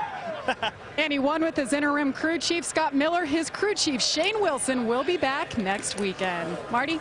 All right, thank you, Jamie. Richard Childress was part of the very first race here back in 1969. Today, he now becomes the leading all-time winner as an owner with his 11th, and we'll dissect it all when we come back. Wild finish at Talladega that'll send these thousands of fans away talking and maybe just a tad confused over how the finish works with NASCAR's rules of not racing back to the yellow. Let's go back and just recap how this thing came down for you. Once the leader has taken the white flag in a race, if the caution is called, that's it. The race is over. The field is frozen. NASCAR has a mechanism up in the control tower that links together their videotaping system, their timing and scoring computers, the caution lights on the track, and so on. When the race director pushes the button, all the video cameras are time-stamped, the caution lights are turned on, and if you look, this is the moment that caution was pushed. You see just barely Clint Boyer ahead of Kevin Harvick at that instant where everything happened, and that's how he won the race by that much. Boyer, the car on the bottom of the screen at the front there, and Harvick, the guy to his outside. Good explanation, Al. It's pure and simple. I mean, you see Boyer leading over Kevin Harvick right there. The caution flag come out. NASCAR pushed a button, and boom, it's over. Boyer wins the race. They'll have some good laughs about it. Now, just understand, all the finishing results you see, all the points that you hear are unofficial at this point. NASCAR will go back with that same video mechanism and completely check the scoring of the field. So the 2-point difference between Jimmy Johnson and Denny Hamlin and so on, that may get adjusted slightly pending the confirmation of the final results. Whew. Jimmy Johnson, unofficially, Vince, scored in 8th right now. Jimmy Johnson brings it home 8th today, just one spot behind Denny Hamlin. A good battle between the two of you guys right there at the end. But how would you assess the day in general here at Talladega? Man, it went really well. Our strategy played out. Cautions kind of fell and didn't help us at the end there. And really it probably would have, but I don't know what happened on that last restart. Every car behind the 77 abandoned the 77 and myself, and that really kind of, we lost our momentum at that point and got us out of sequence. And 56 gave me a great push, and then I had a couple guys trying to block the huge runs that we had coming, and it would get me disconnected from the guy pushing. But all in all, you know, decent day. Wish that we could have finished a little better, but we'll take it. You and your teammate Jeff Gordon had a great run going too until he seemed to have a bit of a mechanical. Did you think maybe that was going to be the run that pushed you to the winner's circle? Yeah, we were planning on that all day long, and I was content running second. I just wanted a guy that I could trust, because you can't see out the windshield when you're pushing a car like that, and you need someone that knows how to use their brake correctly to stay on the front. And I thought we had this thing, you know, in control. Maybe we got to the front a little early, but I felt like we were both smart enough to hang on to it. And then he thought the engine was blowing up and kind of pulled out of the way so it wouldn't screw up my effort. And in the end, it just ended up being some, I don't know what it was. He didn't have an engine problem. Jimmy Johnson, 8th today. Good solid run. He's still the points leader. 3 to go. Well, a lot happened too with and around Denny Hamlin today. You finished 7th. You're still 2nd. You're 2 points behind Jimmy Johnson now. So, but you looked very disappointed. Well, I don't know. I don't know where we finish or anything like that. But it's it'll be tight. Obviously, everyone finished gained a little bit on everyone, and just it's hard not to be happy with our day because nobody really gained or lost, and that's what I wanted. I didn't want anyone to get killed in the championship, get lost here at this race. And but I wish I could have raced a little bit more aggressive and had a little bit better show. But with our format, you just can't do that. You have to have the safe play, and that's what we had to do today, and got a solid finish. And but I hate saying that. I wish we would have been a little further to the front. What was going through your mind when you got the lap down and had to find some way to come back? Yeah, I mean, that was tough, and so many cars were going a lap down. It was going to be tough to get the lucky dog, but the pass around and those things helped get some guys back on the lead lap, and we got it back. Luckily, a corner from missing the lucky dog right there, and so we were fortunate as far as that was concerned. But it was just being too lazy back there and not paying attention to what I needed to do. 3 tracks to go. No more Talladega, no more Martinsville, which I guess that's a bad thing, but what are you thinking now championship-wise? Well, I like our position. I like everyone's position. I like that the championship's now going to be decided on 3 racetracks that the drivers and the teams can control, and let the best man win. All right, I'd say he broke even today, guys, after what happened earlier in the day. Absolutely, Dave. And Denny mentioned the 3 racetracks that this championship will be decided upon. They are Texas Motor Speedway, the Phoenix International Raceway, and the Homestead Miami Speedway. If you would like to join us, NASCAR.com/tickets. It's going to be a wild finish to the Chase for the Cup 2010. Back live at Talladega Superspeedway with our post-race coverage after another wild finish at the world's fastest speedway. And as I mentioned a few minutes ago, unofficial results and things subject to shuffle and change, already one adjustment has been made. Where Jimmy Johnson was originally listed as finishing in 8th position, now he's being shown as finishing in 7th. Where Denny Hamlin was originally listed as finishing in 7th, now he's being posted as the 9th place finisher. So the points unofficially, pending further review, going forward, 14 between the top 2 with 3 races to go. That's still plenty close. And again, the reason for all this, the mayhem at the finish line, coming down to the stripe at the white flag and beyond.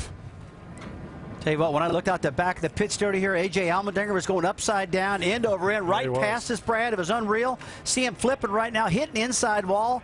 Going to go around a couple times, land on his feet, and take a look up there on the racetrack. Clint Bowyer, just ahead of Kevin Harvick, wins by a nose at that point right there. Yeah, we see AJ gets turned a little bit sideways here. And they were just all bouncing off each other in his pack. Where does it go? Right here. He gets turned sideways just a little bit. He's in that pack. 82 gives him a little bit of a help. Looked like maybe Casey Boy, Mears. I'll tell you what. Contact with Aaron Casey gets Mears. under that race car and it just goes to tumbling, and a hard lick upside down, but he walks away safely. And the thing that's interesting, now I know why Jimmy Johnson had such a good vibe in his voice, because he further enhanced his point lead, and now I see where Denny Hamlin's disappointment comes from. He fell further behind. And at the time moment where the caution was called, here you see Jimmy Johnson, Jeff Gordon, Denny Hamlin, and that's how they'll be scored, 7th, 8th, and 9th at the end of this race. Well, it's incredible. They talk about how close the truck race was. The checkered flag fell 10 minutes ago, and these guys are still passing one another. Right. I mean, you're about to finish. That's funny. How are they doing it? So after Clint Bowyer was doing burnouts at the start-finish line, and Kevin Harvick was sitting nearby saying, well, was it he or was it me? It's Bowyer that gets to celebrate. It was still a great day for Harvick. He wound up in 2nd place. Great day for Childress. Recapping some stories we started the day with. The big one.